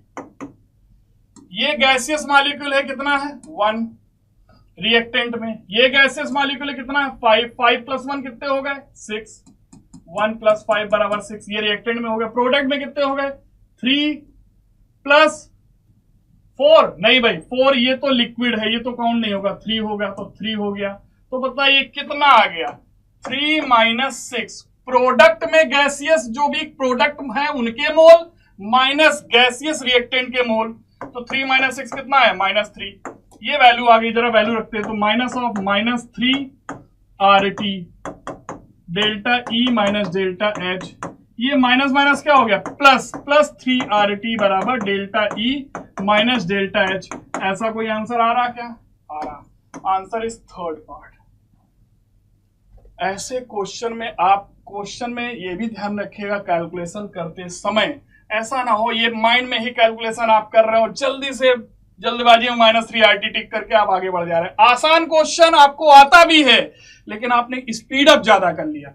स्पीड रखिए लेकिन कैलकुलेशन करिए बेटा, उसको बिल्कुल ऐसा ना हो कि आप इतनी स्पीड में कर जाएं कि आपको +4 की जगह -1 मिल जाए, 5 का अंतर पड़ जाए, आप 5 का लॉस कर बैठेंगे।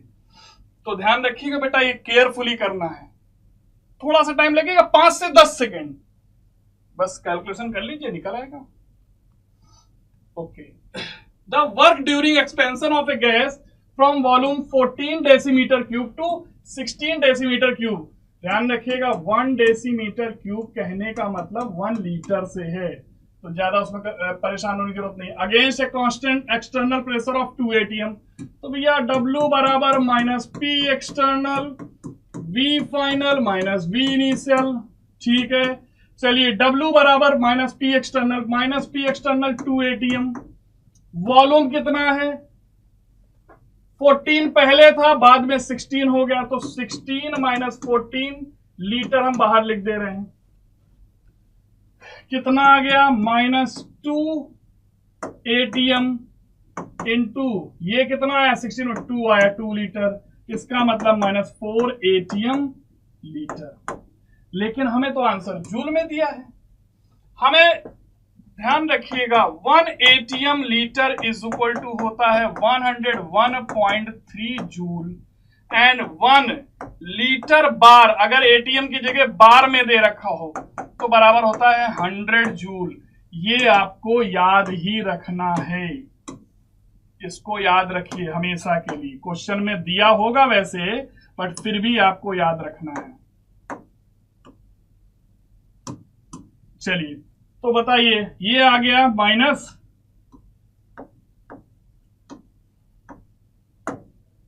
-4 एटीएम लीटर, एटीएम लीटर की जगह क्या रखते हैं 101.3, अब जूल हो गया, ठीक है। 4 3 जा 12, 4 1 जा 4 1 5, 4 0 4 1 जा 4, तो -405.2। ऐसा कोई आंसर आ रहा है क्या, बिल्कुल आ रहा, answer is first part. Clear हुआ बेटा, बहुत बढ़िया। जल्दी से देखते हैं, ये नीट 2019 में क्वेश्चन पूछा गया है, under isothermal condition a gas at 300 kelvin expand from 0.1 litre to 0.25 litre. ये V इनिशियल हुआ, ये V फाइनल हो गया। अगेंस्ट कांस्टेंट एक्सटर्नल प्रेशर कितना है 2 बार है, कोई बात नहीं, हम क्या जानते हैं फार्मूला, W बराबर क्या हो जाएगा -P external into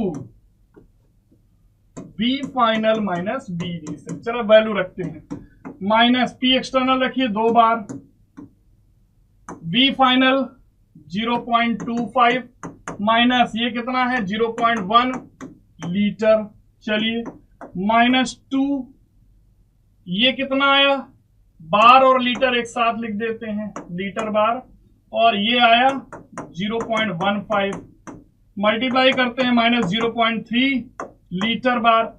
1 litre bar is equal to होता है क्या 100 जूल, तो -0.3 इंटू 100 जूल हो गया। जरा मल्टीप्लाई करते हैं तो -30 जूल आ गया। -30 जूल किसमें आ रहा, आंसर इज ए पार्ट। देखिए नीट 2019 का क्वेश्चन है। ऑल क्लियर बेटा, बहुत बढ़िया। A gas is allowed to expand in a well insulated container, insulated Q बराबर 0 होता है वैसे, ठीक है। अगेंस्ट कांस्टेंट एक्सटर्नल प्रेशर आपको गिवन है 2.5 atm of an initial volume V initial दिया है, और ये 2.5 V फाइनल दिया है, 2.5 लीटर टू फाइनल वॉल्यूम। अच्छा ये V फाइनल दिया है, V इनिशियल भी पता, V फाइनल भी पता हो गया। तो change in internal energy delta U पूछा है, तो डेल्टा U बराबर क्या होता है Q प्लस W, ये हो गया 0, तो डेल्टा U बराबर क्या हो गया W। W कैसे निकालेंगे, W बराबर होगा -P external into V final minus V initial. चलिए भाई, P एक्सटर्नल कितना दिया है, एक्सटर्नल प्रेशर कितना है, एक्सटर्नल प्रेशर ऑफ 2.5 atm। चलिए तो यहां पे रखते हैं -2.5 atm। V फाइनल 2.5 से ये है इनिशियल V इनिशियल, और ये है V फाइनल, तो 4.5 माइनस 2.5 लीटर हो गया। चलिए निकालते हैं -2.5 इंटू ये डिफरेंस कितना आया 2.0 atm लीटर, मतलब -5 atm litre. Answer ATM litre में नहीं दिया, जूल में दे रखा है, तो हमें जूल में कन्वर्ट करना होगा, तो -5 इंटू 101.3 इतने जूल हो गया, लगभग -505 पॉइंट समथिंग या 506 पॉइंट समथिंग वैल्यू आ जाएगी। तो क्लोजेस्ट वैल्यू क्या आ रही, पहली बात तो -505, मतलब ये राउंड फिगर में 101 ले लिया गया होगा, ठीक है। तो आंसर हमारा कौन सा होगा, डी पार्ट। देखिए नीट 2017 का क्वेश्चन है। क्लियर हुआ बेटा, आज थर्मोडायनेमिक्स आपको आ जाएगी। आज जितने भी कंफ्यूजन आज तक रहे होंगे, आपको ये टॉपिक डिफिकल्ट लगता रहा होगा, लेकिन है बहुत आसान सा टॉपिक। मेरे साथ कनेक्ट रहिए बेटा, ये टॉपिक पूरा सीख जाएंगे। इससे रिलेटेड एक क्वेश्चन आपसे नहीं रुकेगा, ये मेरी गारंटी है। जिसने ये लेक्चर मेरा पूरा पढ़ लिया, थर्मोडायनेमिक्स का सिंगल क्वेश्चन आप नीट में गलत करके नहीं आएंगे, सारे के सारे सही करके आएंगे। द सम ऑफ, देखिए एंथैल्पी क्या होती है, डेल्टा एच क्या है, सिंपल है, the sum of internal energy and pressure volume energy, यही हमारी क्या कहलाती है, रिएक्शन की एंथैल्पी कहलाती है, ठीक है। एंथैल्पी बेसिकली है क्या, कोई भी रिएक्शन या प्रोसेस में जो भी नेट एनर्जी का लेन देन होता है, टोटल जितनी नेट एनर्जी देनी पड़ी या हमको मिली, वही उसकी क्या है, एंथैल्पी है। और ये किसके बराबर होता है, मैथमेटिकली अगर कहें तो delta E plus P delta PV के बराबर होता है। और इसकी वैल्यू डेल्टा एच की अगर हम मैथमेटिकली कहना चाहें तो एनसीपी डेल्टा टी के बराबर भी होती है। सीपी क्या है, मोलर हीट कैपेसिटी है eight constant pressure. Mathematically it is heat content in the system measured eight constant pressure, और कांस्टेंट प्रेशर पे इसी की वैल्यू को नाम क्या देते हैं, सीपी। तो एन मोल अगर है तो n into CP delta T. CP क्या है, molar heat capacity at constant pressure. All clear. अगर हम किसी प्रोसेस में बात करते हैं तो डेल्टा एच बराबर क्या होगा, जो एच फाइनल है माइनस एच इनिशियल। पहले कितनी थी उसके पास एंथैल्पी थी, बाद में कितनी थी, वही एंथैल्पी चेंज आएगा, ठीक। अगर इसको हम मैथमेटिकली लिखना चाहें तो हम ऐसे भी लिख सकते हैं, डेल्टा एच बराबर delta E plus delta PV. इसको जरा ऐसे समझ लेते हैं अलग अलग प्रोसेस के लिए। एट कांस्टेंट प्रेशर तो ये डेल्टा एच बराबर किसके होगा, delta E plus P delta V. At constant volume delta H बराबर delta E plus V delta P हो जाएगा जब कांस्टेंट वॉल्यूम होगा। ये जो सबसे इंपॉर्टेंट है वो ये है, ये इंपॉर्टेंट है, ठीक है, हमें पता नहीं है। डेल्टा एच बराबर होता है delta E plus delta NRT for chemical reaction involving gases. बाकी in general for any process delta H बराबर delta E plus NR delta T होता है। एंड अगर दोनों वेरिएबल है तो डेल्टा एच बराबर delta E plus P2 V2 minus P1 V1 या P final V final minus P initial V initial. But finally जो सबसे काम आपके आती है वो ये इक्वेशन है, बस एक इक्वेशन ये अच्छे से याद रखेंगे, ठीक है, आपके क्वेश्चन सॉल्व हो जाएंगे।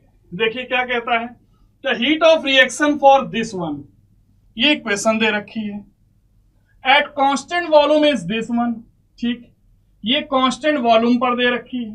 Calculate the heat of reaction at constant pressure, यही है डेल्टा एच, और जो कांस्टेंट वॉल्यूम पर दी होती है वही होती है डेल्टा ई या डेल्टा यू, ठीक।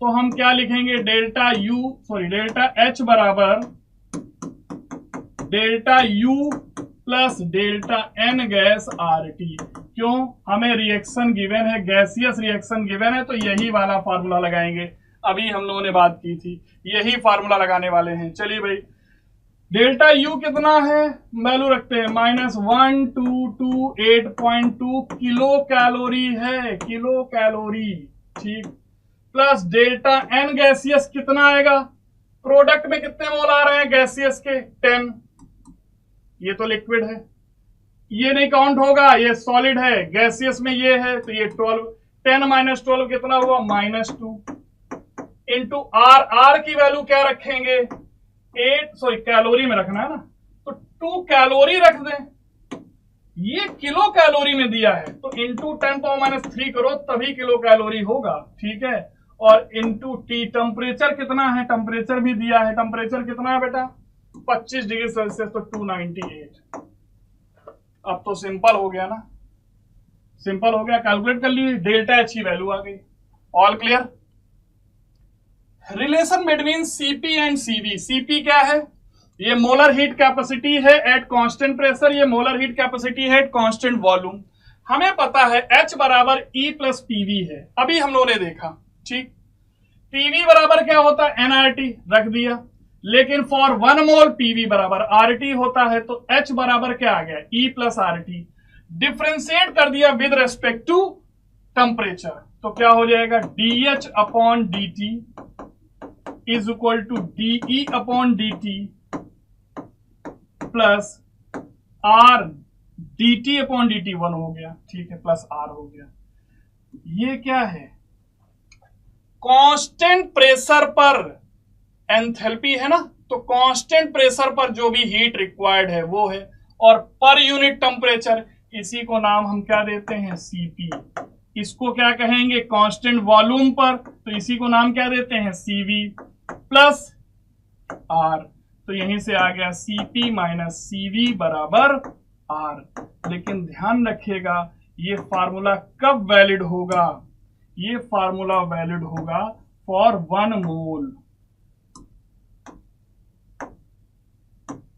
बेटा ये फार्मूला कब वैलिड होगा, फॉर 1 मोल, ध्यान रखना है। फॉर n मोल, अगर n मोल दिया हो तो Cp माइनस Cv बराबर NR हो जाएगा, अगर कभी दे दिया हो तो ये भी ध्यान रखना है, ठीक है। नीट 2021 में क्वेश्चन पूछा गया है, which one among the following is the correct option for right relationship between Cp and Cv, ये तो सबको पता, Cp माइनस Cv बराबर R, अभी हम लोगों ने चेक किया। ऑल क्लियर, बहुत बढ़िया।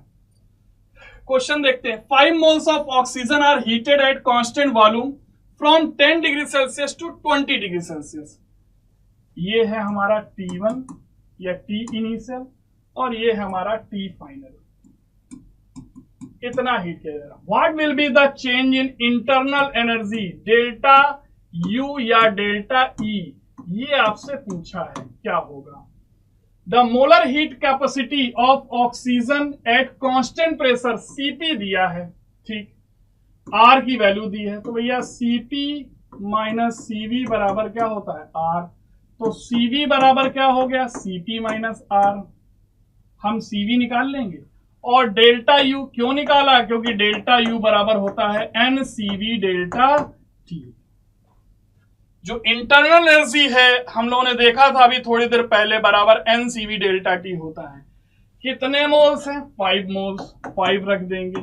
CV की वैल्यू कैसे आएगी? CP minus R। CP जरा देखिए कितना है, 7.03 माइनस ये वैल्यू कितनी है 2, तो ये 5.03 आ गई।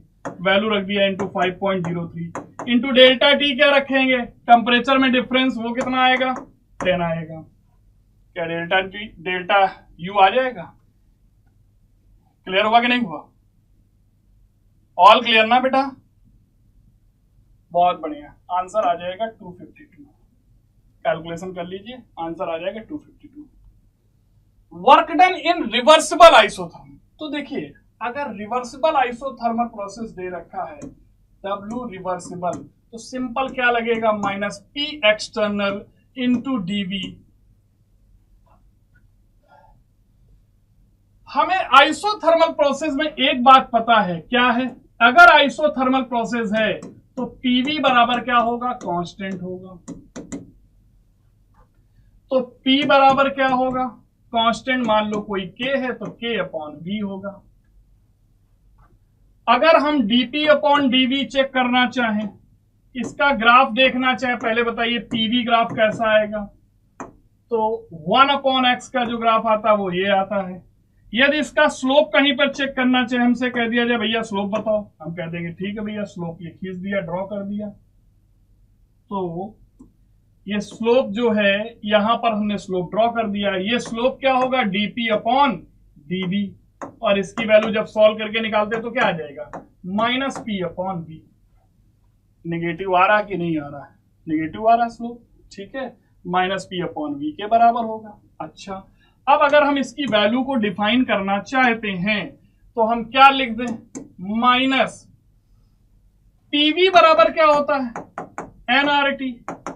तो P बराबर nRT अपॉन V लिख लें, कोई प्रॉब्लम नहीं, लिख लेते हैं, चलिए लिख देते हैं। तो minus nRT upon V dV। n R और T, n number of moles हैं, R यूनिवर्सल गैस कांस्टेंट है, T टेम्परेचर, आइसोथर्मल प्रोसेस के लिए टेम्परेचर क्या होता है, कांस्टेंट होता है। तो इन तीनों को बाहर निकाल सकते हैं, तो माइनस nRT बाहर निकाल लिया, 1 upon V dV, V initial to V final. 1 upon x dx क्या होता है, ln x, तो minus nRT ln V final upon क्या हो गया, V इनिशियल। इसी को चाहे फॉर किसके लिए है, फॉर आइसोथर्मल प्रोसेस, आइसोथर्मल है ये भी ध्यान रखना है, ठीक है। इसी को चाहे तो ln की जगह log में चेंज कर लें, बेस 10 में, तो V final over V initial, तो यहां आ जाएगा माइनस 2.303 nRT।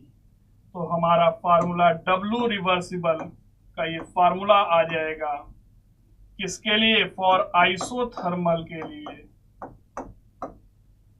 विच इज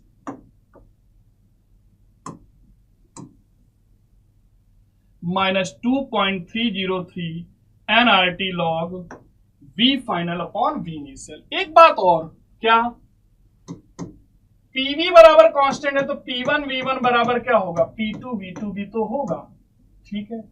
तो हम इसी फार्मूले को क्या लिख सकते हैं, यही W reversible for isothermal minus 2.303 nRT log of, base में 10 होगा, V final upon V initial है, तो बताइए V2 अपॉन V1 बराबर क्या होगा, P1 अपॉन P2। इसका मतलब V final upon V initial का मतलब हो गया P initial upon P final. All clear? तो चाहे तो इस फॉर्म में याद रखिए, चाहे इस फॉर्म में फार्मूला याद रखिए, जैसी जरूरत होगी वैसा इस्तेमाल हम कर लेंगे। ऑल क्लियर बेटा? Work done reversible, work done in reversible adiabatic process. अगर एडियाबैटिक प्रोसेस है तो Q बराबर क्या होगा, 0, और अगर Q बराबर 0 होगा तो डेल्टा U बराबर क्या होगा, NCV डेल्टा T होगा। डेल्टा T का मतलब समझते हैं, T final minus T initial. Clear है ना? अभी भी निकाल लेंगे, बहुत बढ़िया। ये रिवर्सिबल प्रोसेस के लिए वर्क डन है। Find the work done when 2 mole of A gas expand isothermally from 5 decimetre cube two 40 decimetre cube. ये V फाइनल आ गया, ये V इनिशियल है, ठीक। Against a constant external pressure of 2 atm at 298 Kelvin, also calculate W reversible, ठीक। तो वैसे हम अगर रिवर्सिबल प्रोसेस है ये निकालना है तो W रिवर्सिबल बराबर क्या हो जाएगा, -2.303 nRT log of V final upon V initial, ठीक है। वैल्यू निकालते हैं, -2.303 n, नंबर ऑफ मोल्स कितने हैं, 2 मोल्स, 2, R की वैल्यू पुटअप करते हैं 8.314, टेम्परेचर T कितना है 298 kelvin, log of V2 40 upon V1 V initial 5, ये 8 आया, 8 को लिख देंगे 2 log 3, क्यों 8 को 2 की पावर 3 लिखेंगे, मतलब क्या हो गया 2 log 3, तो ये वैल्यू क्या हो गई बेटा जी,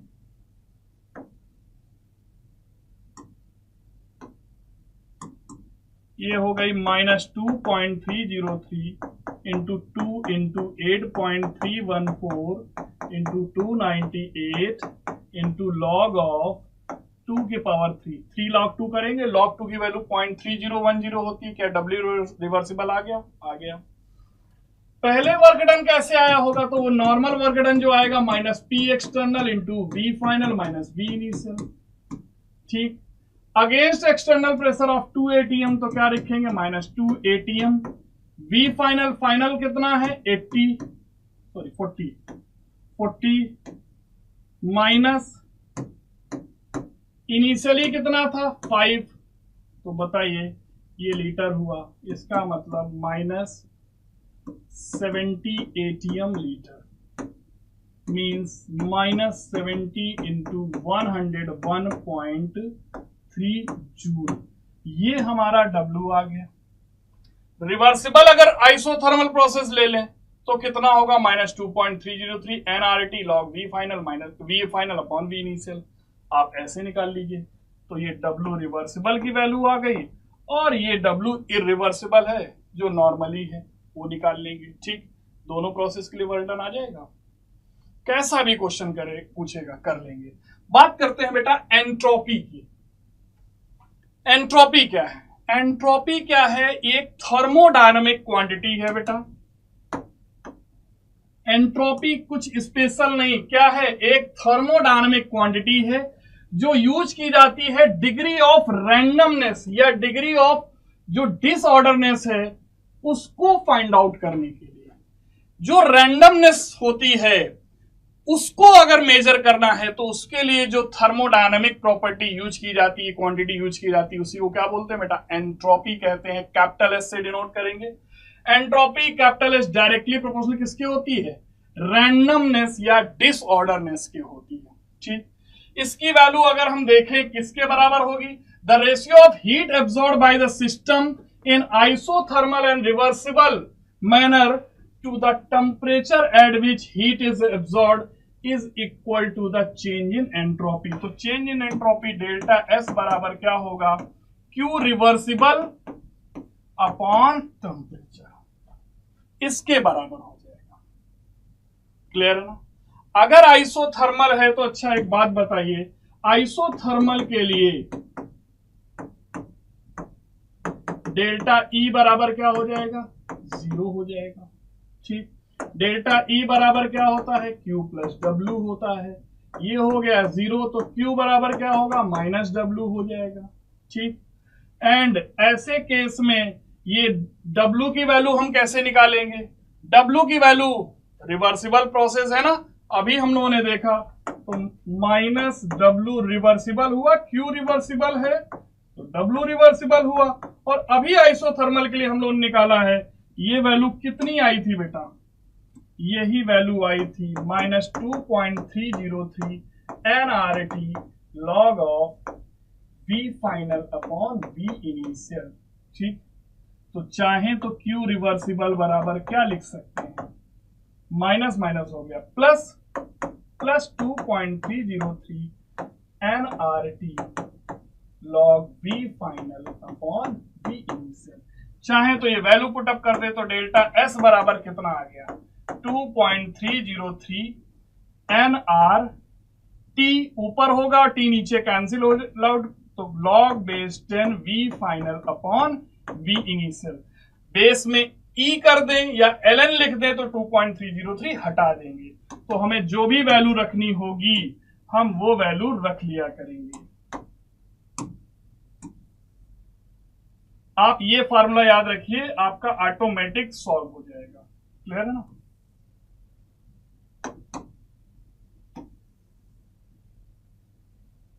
कहीं प्रॉब्लम होगी नहीं। डन। कुछ जो इंपॉर्टेंट बातें हैं याद करने की वो याद रखिएगा। क्या है बेटा, ये देखिए, एंट्रोपी ऑफ ग्रेफाइट, ये याद रखना, बिल्कुल याद कर लेना है। एंट्रोपी ऑफ ग्रेफाइट ग्रेटर होती है एंट्रोपी ऑफ डायमंड से। क्यों?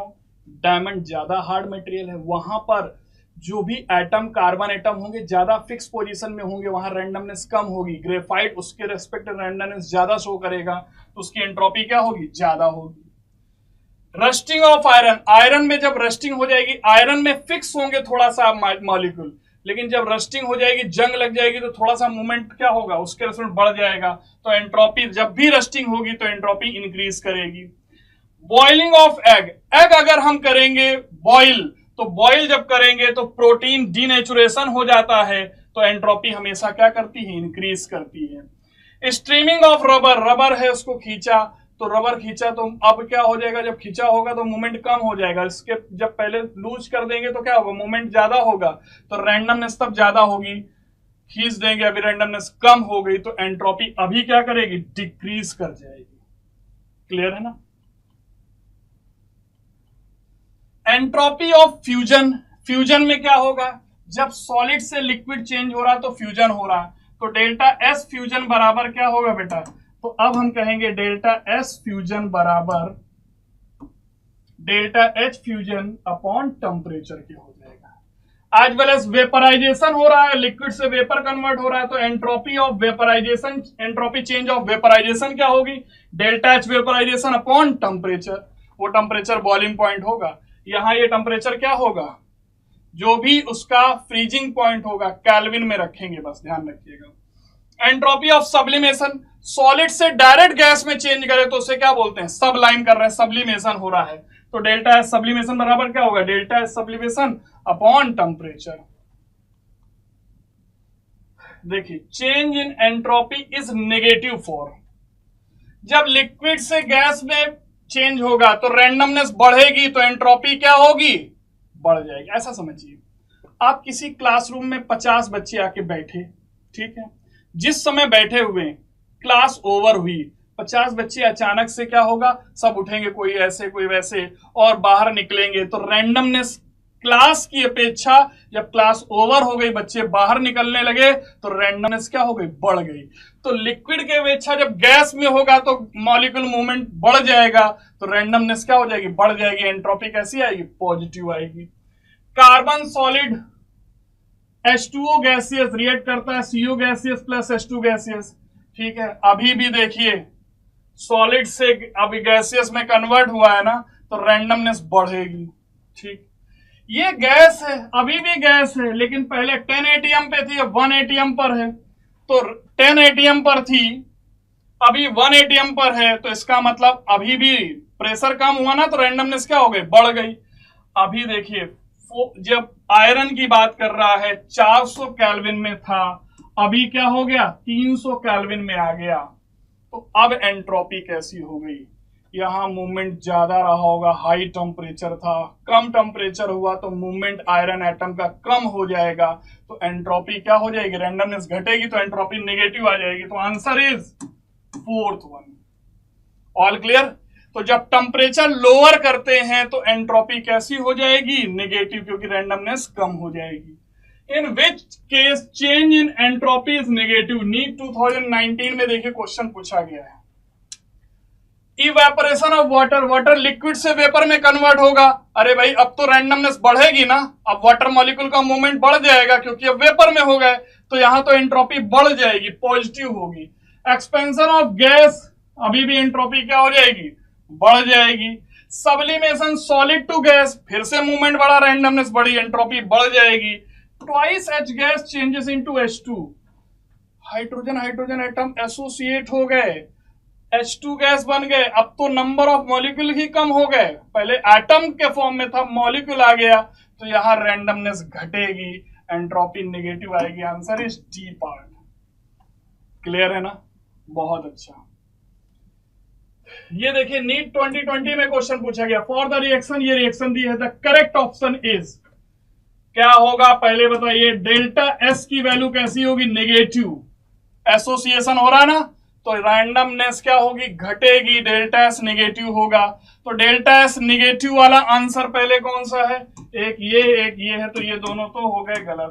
ठीक, अब जरा इन दोनों में देखते हैं, डेल्टा एच कैसा होना चाहिए अगर स्पॉन्टेनियस प्रोसेस है। अभी हम पढ़ने भी जा रहे हैं स्पॉन्टेनियस नॉन स्पॉन्टेनियस, जो स्वतः होने वाले प्रोसेस हैं उनकी एंथैल्पी नेगेटिव होती है, तो answer is C part, answer is C. देखिए बेटा ये क्वेश्चन पूछा गया है नीट 2021 में, for irreversible expansion of an ideal gas.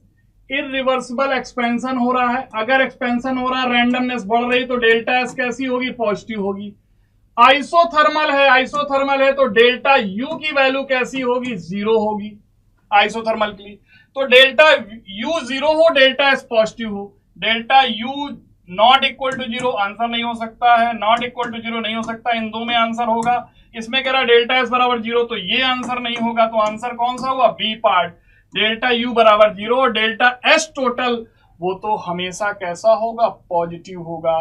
किसी भी इरिवर्सिबल एक्सपेंशन के लिए, किसी भी नेचुरल प्रोसेस के लिए डेल्टा एस एंट्रोपी चेंज हमेशा पॉजिटिव होगा। यही सेकंड लॉ ऑफ थर्मोडायनेमिक्स है, अभी हम बात करने जा रहे हैं। नीट 2016 में क्वेश्चन पूछा गया, for a sample of perfect gas when it pressure is change isothermally from Pi to P final, the entropy change is given by.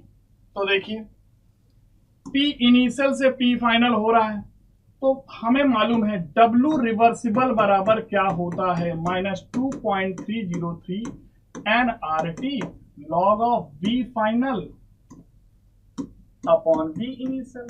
इसी को अगर ln फॉर्म में लिखना चाहे, क्योंकि ln में आंसर दे रखा है, तो ln में लिखना चाहे तो 2.303 हटा दें, -nRT ln V फाइनल ऊपर V इनिशियल। इसी को चाहे तो -nRT ln P initial upon P final लिख लें। ठीक, हमें दे रखा है P इनिशियल P फाइनल के टर्म्स में, तो P initial upon P final होगा, ये W रिवर्सिबल हो गया। एंड हमें Q बराबर पता है क्या होता है, -W होता है, मतलब माइनस माइनस हो गया, plus nRT ln P initial upon P final. And entropy change delta S बराबर होता है Q रिवर्सिबल अपॉन T। अभी हम लोगों ने देखा था, तो क्या आ गया, nRT ln P initial upon P final. ऐसा कौन सा आंसर आ रहा, आंसर इज डी पार्ट। देखिए नीट 2016 का क्वेश्चन है। ऑल क्लियर बेटा, बहुत बढ़िया। कैलकुलेट एंथैल्पी ऑफ वेपराइजेशन पर mole of ethanol given delta S is this one and boiling point is this one. तो डेल्टा एस वेपराइजेशन हमें बेटा सीधा फार्मूला पता है, क्या होता है, delta H vaporization upon temperature in kelvin. Delta H vaporization हमको निकालने के लिए पूछा है, ठीक, तो डेल्टा एच वेपराइजेशन बराबर हो कितना जाएगा, हो जाएगा delta S vaporization into T. Delta S vaporization कितना है वो हमें दे रखा है, कितना, 109.8 जूल पर केल्विन। टेम्परेचर कितना होगा, इतने डिग्री सेल्सियस दे रखा है, तो केल्विन में होगा 273 प्लस 78.5, इतने केल्विन। मल्टीप्लाई कर लीजिए, कितना आ रहा है 109.8 इंटू जरा ये कितना आया 0.5 8311 774 15 351.5। ठीक है, जरा इसका मल्टीप्लाई करिए तो कितना आ जाएगा, ये इतने जूल आएगा बेटा। किलो जूल में अगर करना है तो अपॉन क्या कर देंगे 1000, तो हो जाएगा 109.8 इंटू 351.5 अपॉन 1000 अगर कर देंगे तो क्या आ जाएगा किलो जूल। क्लियर है ना? तो आंसर कितना आ जाएगा, ये आ जाएगा 3.51 38 पॉइंट समथिंग आ जाएगा। तो answer is second part. All clear बेटा? कैलकुलेशन करके देख लीजिए, अब तो सिंपल कैलकुलेशन है, इसका कैलकुलेट करके अपना 1000 डिवाइड कर दीजिए। सेकेंड लॉ ऑफ थर्मोडायनेमिक्स ये क्या है, ये बताता है direction of flow of heat. इसके अकॉर्डिंग क्या है, जितने भी नेचुरल प्रोसेस हैं यूनिवर्स में सभी इरिवर्सिबल होते हैं, सभी स्पॉन्टेनियस। स्पॉन्टेनियस मतलब अपने आप होने वाले, स्वतः होने वाले, नेचुरल। क्लियर है ना? Due to spontaneous process entropy of system entropy of universe is increasing continuously. तो entropy of an isolated system हमेशा क्या करेगी, इंक्रीज करेगी, या यूनिवर्स की एंट्रोपी हमेशा क्या करेगी, इंक्रीज करेगी। तो डेल्टा एस टोटल बराबर होता है delta S system plus delta S surrounding. हो सकता है इन दो में से कोई एक वैल्यू नेगेटिव हो, लेकिन ओवरऑल वैल्यू हमेशा क्या आएगी, पॉजिटिव आएगी। किस यूनिवर्स की जो टोटल एंट्रोपी है वो हमेशा कैसी होगी, पॉजिटिव होगी। तो एंट्रोपी यूनिवर्स की हमेशा क्या कर रही, इंक्रीज कर रही है। क्वेश्चन पूछा है in any natural process occurring in the universe, क्या है, entropy of universe is conserved. नहीं भाई, एंट्रोपी ऑफ यूनिवर्स इंक्रीजेस, हाँ यही करेक्ट आंसर है। तो answer is second part. System जो एंट्रोपी है पूरे यूनिवर्स की वो हमेशा क्या कर रही, इंक्रीज कर रही है। सिस्टम और सराउंडिंग की जो नेट एंट्रोपी है वो हमेशा पॉजिटिव होगी। गिब्स फ्री एनर्जी ये क्या है, गिब्स फ्री एनर्जी क्या होती है, गिब्स फ्री एनर्जी है किसी भी सिस्टम के द्वारा किया गया वर्क डन। अगर बाई सिस्टम है, सिस्टम के द्वारा किया जा रहा है वर्क डन, तो कैसा होना चाहिए, नेगेटिव होना चाहिए। ऑन द सिस्टम किया जा रहा है तो कैसा होना चाहिए, पॉजिटिव होना चाहिए। अगर किसी बैटरी के द्वारा वर्क डन है तो इसी की वैल्यू बराबर क्या होगी, चार्ज इंटू वोल्टेज, तो minus n F E cell, क्योंकि बैटरी के द्वारा वर्क डन है तो यही वैल्यू कैसा होगा, बैटरी के द्वारा है ना, सिस्टम के द्वारा है तो नेगेटिव आना चाहिए। तो यही वैल्यू कैसी हो जाएगी बेटा, नेगेटिव हो जाएगी, minus n F E cell हो जाएगी। अगर कोई इक्वेशन गिवन है for a times a plus b times b changes into c times c plus d times d, अगर कोई इक्वेशन गिवन है फॉर गिवन इक्वेशन, तो इसके लिए रिएक्शन कोशेंट बराबर हमको पता है c to the power c into d to the power d upon a की कॉन्सेंट्रेशन की पावर a इंटू b की कॉन्सेंट्रेशन की पावर b होता है। एंड डेल्टा g बराबर होता है delta G naught. Delta G naught क्या है, गिब्स फ्री एनर्जी है, स्टैंडर्ड कंडीशन पर है। ठीक है, स्टैंडर्ड कंडीशन क्या होती है, जब प्रेशर 1 atm है, कॉन्सेंट्रेशन 1 मोलर है, temperature room temperature 25 degree Celsius है। तो देखिए भाई plus 2.303 RT log of at equilibrium delta G बराबर होता है 0। तो ऐसी केस में क्या हो गया, 0 बराबर दिस वन, तो डेल्टा जी नॉट बराबर आ गया minus 2.303 RT log of Q की वैल्यू हो जाएगी K इक्विलिब्रियम, तो लॉग ऑफ K इक्विलिब्रियम। ये हमारा फार्मूला आ गया। इस पर बेस्ड क्वेश्चन बेटा कई बार पूछा गया है। डेल्टा जी नॉट जो स्टैंडर्ड गिब्स फ्री एनर्जी है बराबर -2.303 RT log of K equilibrium. एक क्वेश्चन हमको गिवन है, given below are two statements, one is labelled as assertion, ये असर्शन है, दूसरा है रीजन। ठीक है, all clear.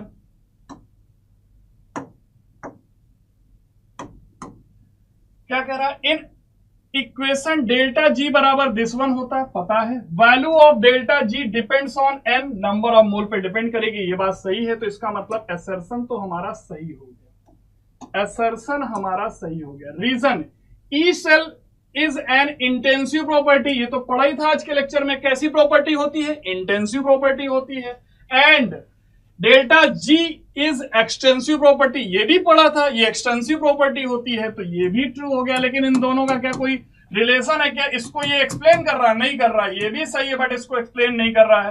Both A and R are true but R is not the correct explanation of A.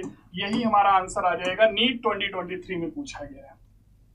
Again देखिए, फिर से नीट 2023 में एक क्वेश्चन पूछा गया, the equilibrium concentration of the species, ये दिया है A plus B changes into C plus D, ये दे रखा है।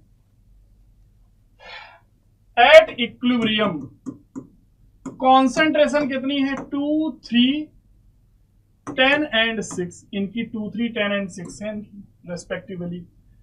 तो बताइए, सबसे पहले तो K निकाल लो, K इक्विलिब्रियम बराबर कितना आ जाएगा, C into D upon A into B। जरा वैल्यू पुटअप करते हैं, 10 इंटू 6 अपॉन 2 इंटू 3 बराबर कितना आ गया, 10। चलिए 10 आ गया।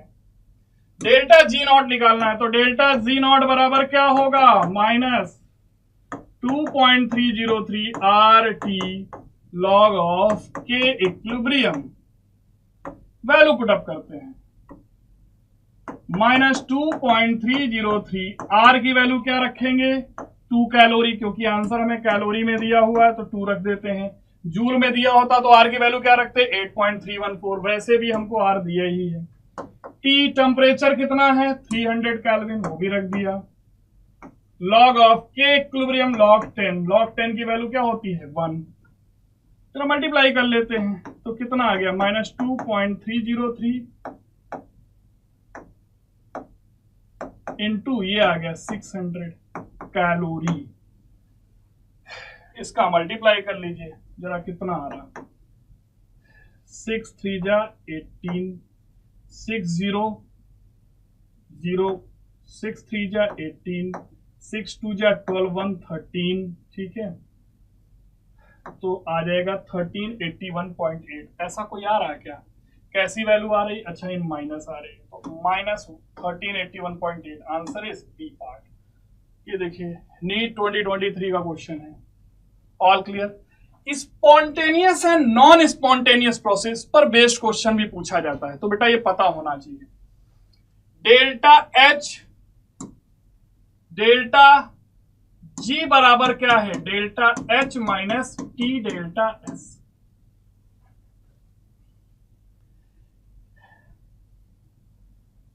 डेल्टा जी बराबर delta H minus T delta S, ठीक है। अभी देखिए डेल्टा एच बराबर क्या है, अगर डेल्टा एच निगेटिव है, डेल्टा एस कैसा है, पॉजिटिव, ये निगेटिव है। अगर ये पॉजिटिव है तो ये negative, positive into negative negative, तो टोटल कैसा हो गया, निगेटिव। डेल्टा जी नेगेटिव आ जाएगा, और अगर डेल्टा जी नेगेटिव आ गया तो हमेशा प्रोसेस कैसा होगा, हमेशा स्पॉन्टेनियस होगा। बहुत ध्यान रखना है बेटा, क्या ध्यान रखना है आपको, क्या ध्यान रखना है आपको, हमेशा ध्यान रखना है डेल्टा जी जिसके लिए भी नेगेटिव होगा प्रोसेस स्पॉन्टेनियस होगा।